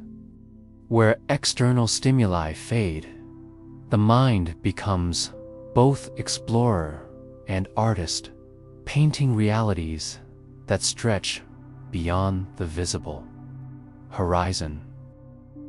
Chapter 15: The Role of Sleep in Space. Restoring the mind and body. Sleep is the mind's sanctuary, a nightly ritual where the brain and body repair, reorganize, and prepare for a new day. On Earth, sleep follows the rhythm of day and night, wrapped in familiar cues of darkness, silence, and stillness. But in space, where the sun rises and sets 16 times each day, sleep becomes a fragile and essential challenge. Astronauts often struggle with sleep disruption during missions. The absence of a natural circadian rhythm, combined with the constant hum of machinery and the confined environment, makes falling and staying asleep difficult. Yet, sleep remains crucial not just for physical recovery, but for cognitive function, emotional regulation, and long-term health. Research has shown that lack of quality sleep in space impairs memory consolidation, decision-making, and reaction times. It also increases stress hormones like cortisol, which can exacerbate anxiety and physical wear. For these reasons, sleep management is a top priority in mission planning to aid astronauts. Space agencies have developed a variety of countermeasures. These include controlled lighting that mimics Earth's day-night cycle, the use of melatonin, supplements, and strict scheduling to encourage regular sleep periods. Some spacecraft cabins are equipped with sleep stations, small, quiet compartments with restraints to prevent drifting, creating a private space for rest. Despite these measures, sleep remains fragile. The brain's natural sleep architecture is often altered in orbit with changes in the proportion of REM and non-REM stages. This affects how deeply the brain can rest and process emotional experiences. Dream patterns may also shift, reflecting the unique stressors and sensations of microgravity. Interestingly, many astronauts report dreams with heightened vividness or emotional intensity, suggesting that the mind is processing complex feelings related to isolation, awe, and the alien environment. These dreams may serve as a coping mechanism away for the subconscious to integrate the extraordinary experience of spaceflight. Sleep also plays a role in the brain's neurochemical recalibration. As neurotransmitters fluctuate in response to microgravity and stress, restorative sleep helps rebalance these chemicals, supporting mood stability and cognitive clarity in long-duration missions. Preserving sleep quality becomes even more critical as humans venture beyond low Earth orbit into months or years of isolation. The cumulative effects of sleep loss could impair not only individual health, but the entire crew's functioning. This challenge drives ongoing research into innovative sleep technologies. These include advanced light therapy, personalized sleep environments, and even pharmacological aids designed to mimic natural sleep cycles without adverse side effects. Ultimately, sleep in space is a delicate dance between biology and environment. It is a reminder that no matter how far we travel, our bodies remain tied to rhythms evolved on Earth. Honoring these rhythms, adapting to new ones, and protecting the mind's sanctuary will be key to humanity's success among the stars. As we continue this journey, remember to breathe deeply, close your eyes gently, and let the quiet of space cradle you. Sleep is not just rested, it's renewal. Chapter 16: Psychological Resilience, Building Mental Strength. Beyond Earth, traveling beyond our home planet is not just a test of physical endurance, it's a profound challenge to the human spirit. The vast emptiness of space, the silence that stretches for millions of miles, and the isolation from everything familiar all press upon the mind. To thrive in this environment, astronauts must cultivate a rare and precious quality: psychological resilience. Resilience is the capacity to adapt to stress, recover from setbacks, and maintain mental well-being despite adversity. Becomes the anchor that holds the self together amid the unknown. Research from space agencies and psychological studies shows that resilience is not simply a fixed trait, can be developed, strengthened, and supported. This understanding has shaped astronaut training, mission design, and support systems to prepare crews for the unique challenges of long-duration SPACFLIGHT. One foundation of resilience: the ability to recognize one's emotions, thoughts, and limits. Astronauts practice mindfulness, journaling, and self-reflection to tune into their inner states. This awareness helps them detect early signs of stress or fatigue before these grow into larger problems.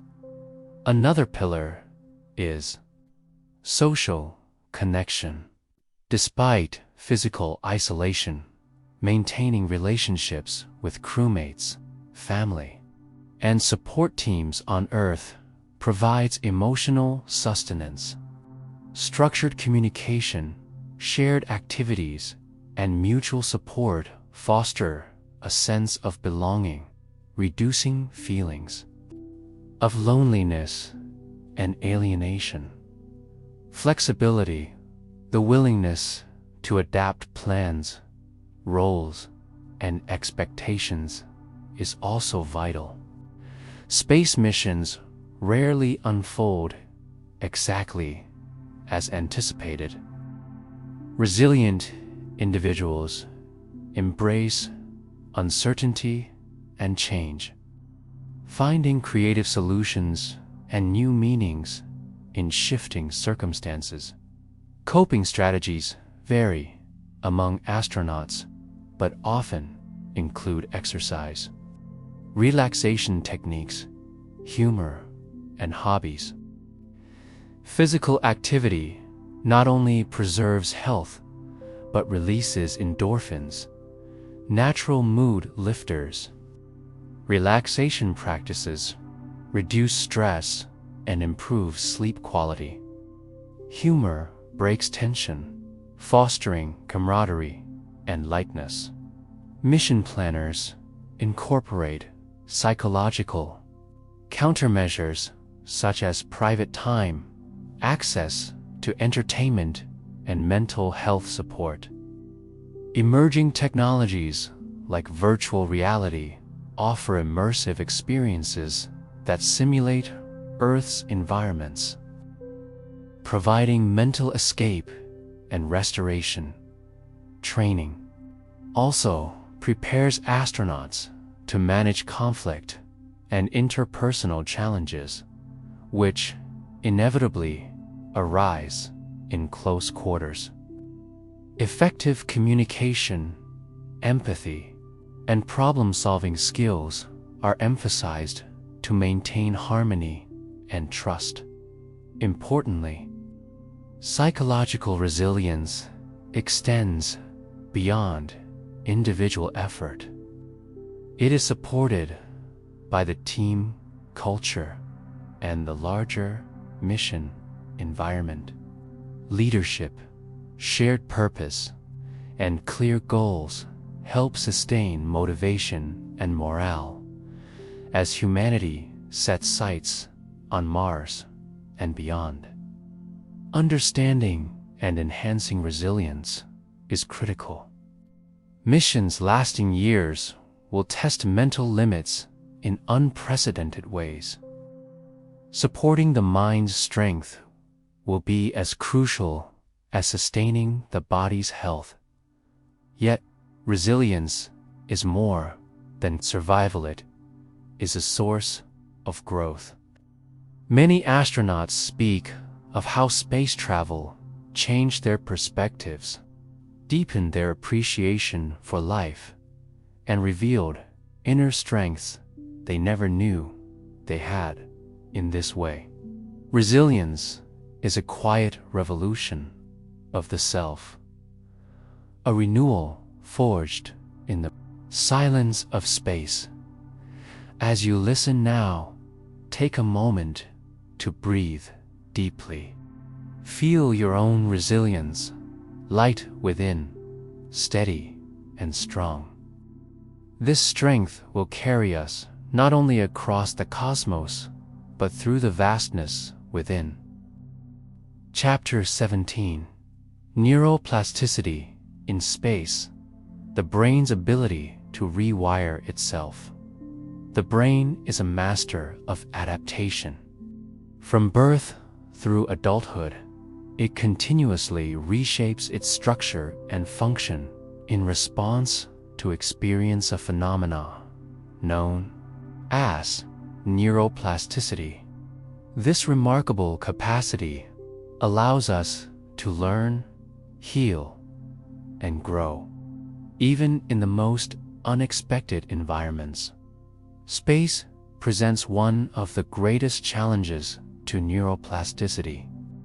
In microgravity, sensory input shifts, motor demands change, and the body's physiology transforms.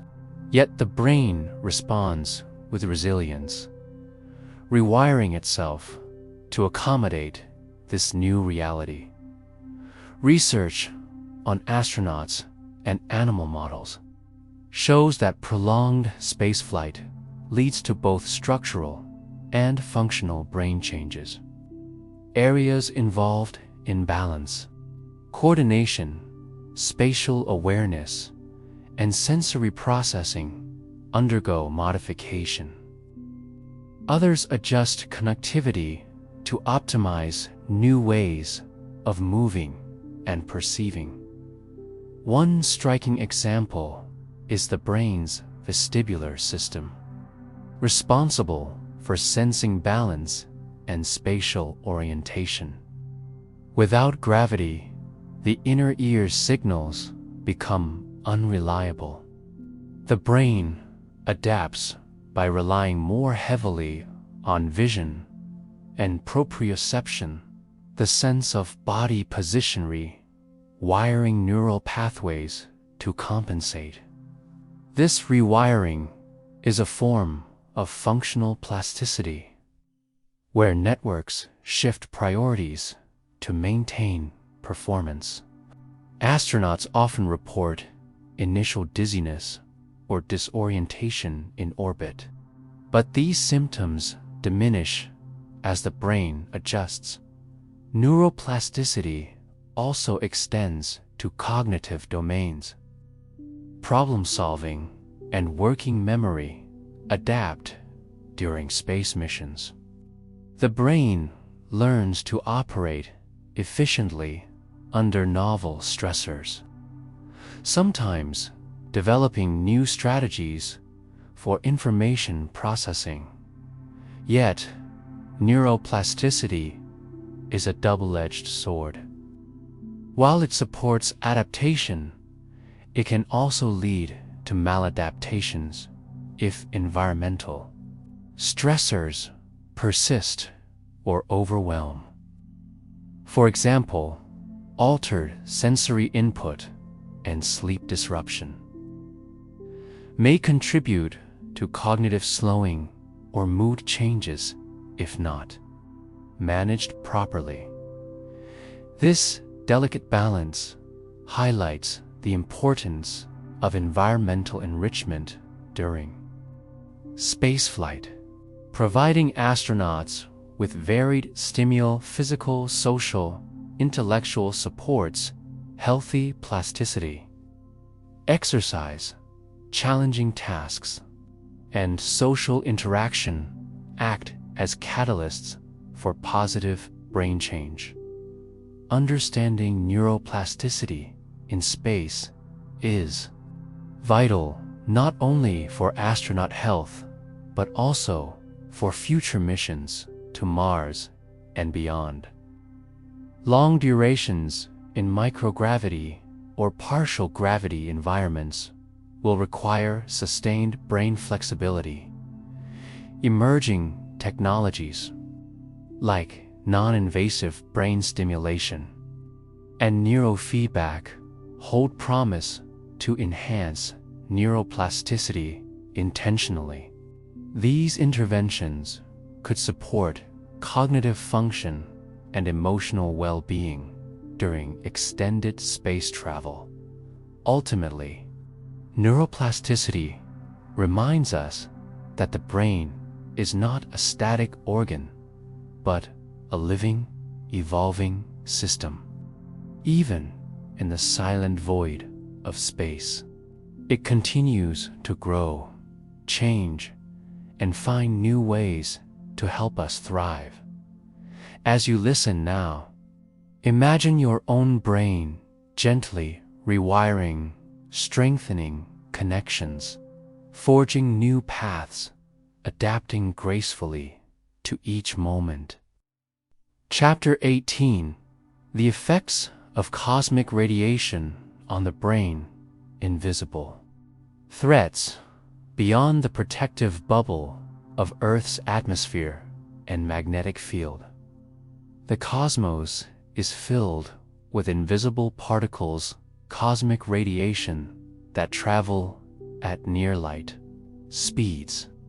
These high-energy particles pose one of the most insidious threats to astronauts venturing into deep space, especially to the delicate organ that guides all human experience, the brain.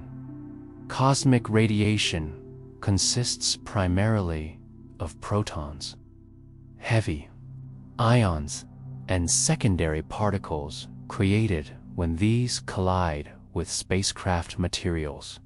Unlike Earth's surface, where our atmosphere absorbs most of this radiation, in space, exposure is direct and persistent.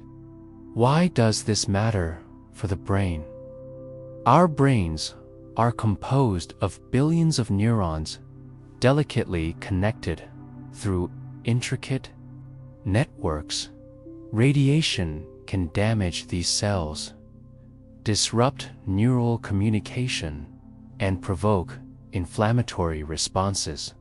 Over time, such effects may impair cognition, memory, and emotional regulation. Animal studies have demonstrated that exposure to space-like radiation can lead to neurodegeneration, changes in synaptic plasticity, and alterations in neurotransmitter systems. Rodents exposed to heavy ions show deficits in learning tasks, increased anxiety-like behaviors, and impaired spatial memory. Human data are more limited but concerning. Studies of astronauts who have flown beyond low Earth orbit, such as Apollo missions, hint at subtle but measurable changes in brain function. Although the sample size is small and confounded by other factors, one major concern is cumulative exposure. During long missions to Mars or deep space habitats, where shielding is partial and duration measured in years, the brain's vulnerability raises questions about mission safety and astronaut health. To counter these threats, researchers are exploring protective measures. These include improved spacecraft shielding using novel materials, pharmaceutical agents aimed at reducing inflammation and oxidative stress, and behavioral interventions that promote brain health. Understanding the precise effects of cosmic radiation on neural circuits is a frontier of space medicine. It involves merging radiation, physics, neurobiology, and cognitive science to unravel how invisible particles alter the very fabric of thought and emotion. This invisible threat underscores the fragility of human life beyond Earth's cradleland. The need for innovation to safeguard the explorers of tomorrow.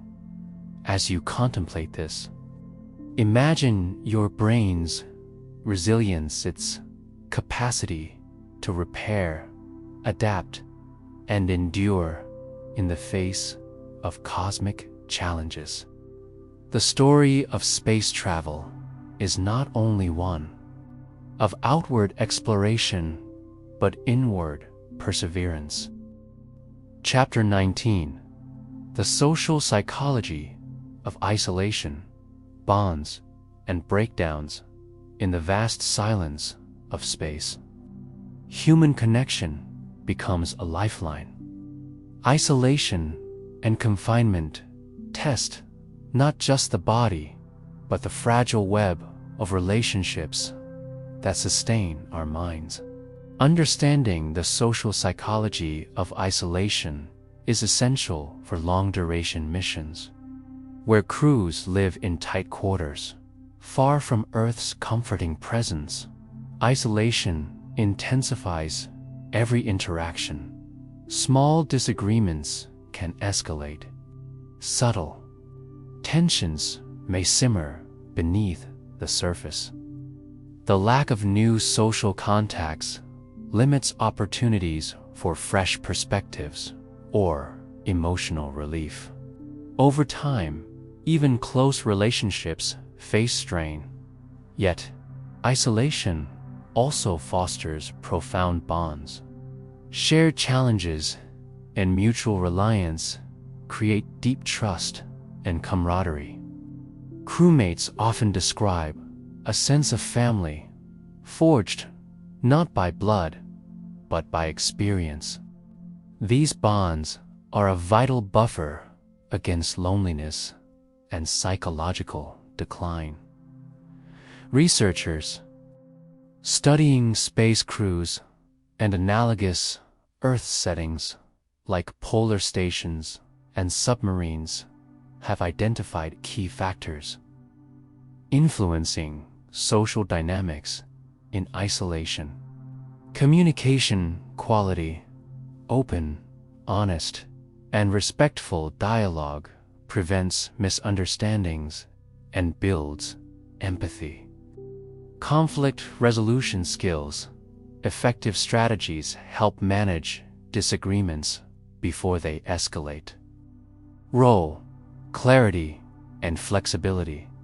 Clear responsibilities reduce friction, while adaptability allows the group to respond to changing demands.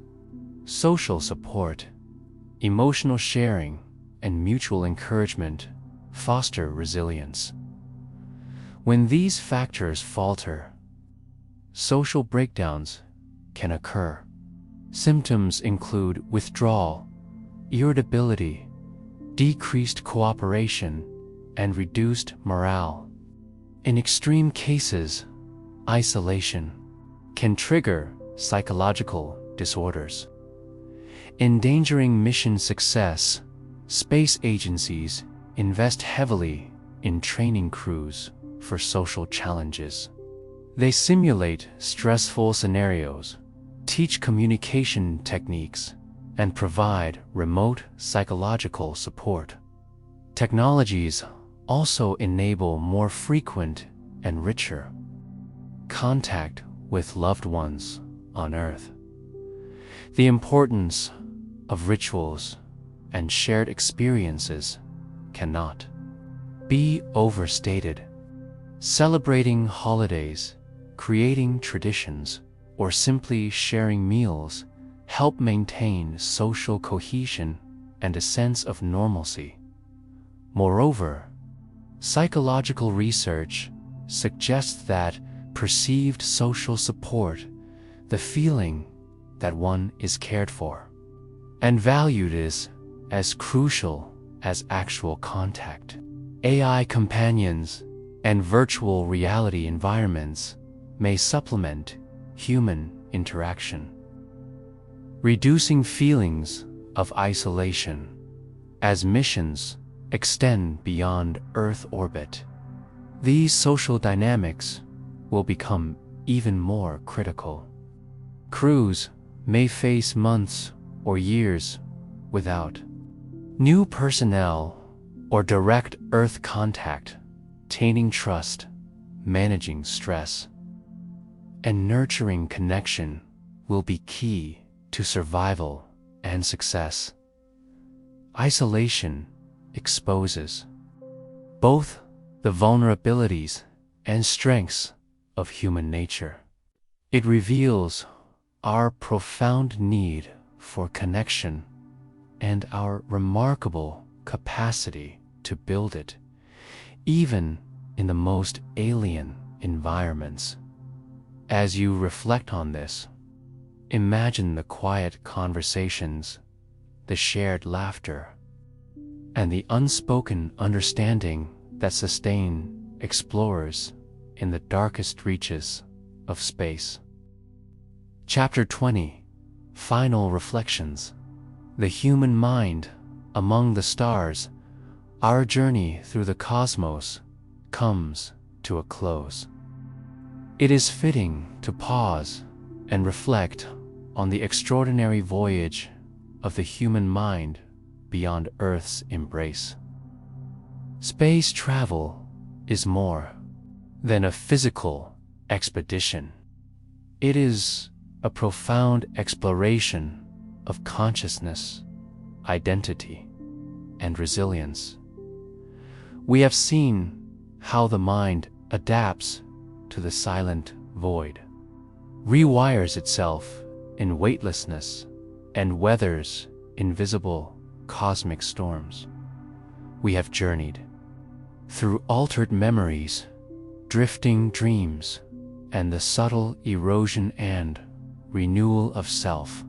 Each discovery reveals not only challenges, but remarkable strengths. Woven into our nature, the vastness of space magnifies our fragility, but also illuminates our capacity for wonder and growth.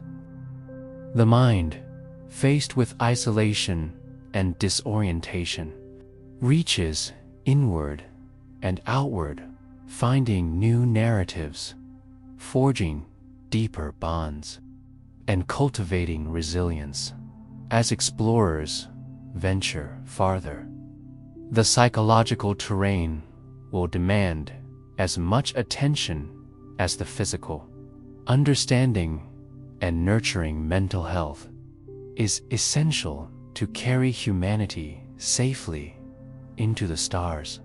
But perhaps the greatest lesson is this: in space, we are reminded of what it means to be human, to long for connection, to seek meaning, to adapt and endure.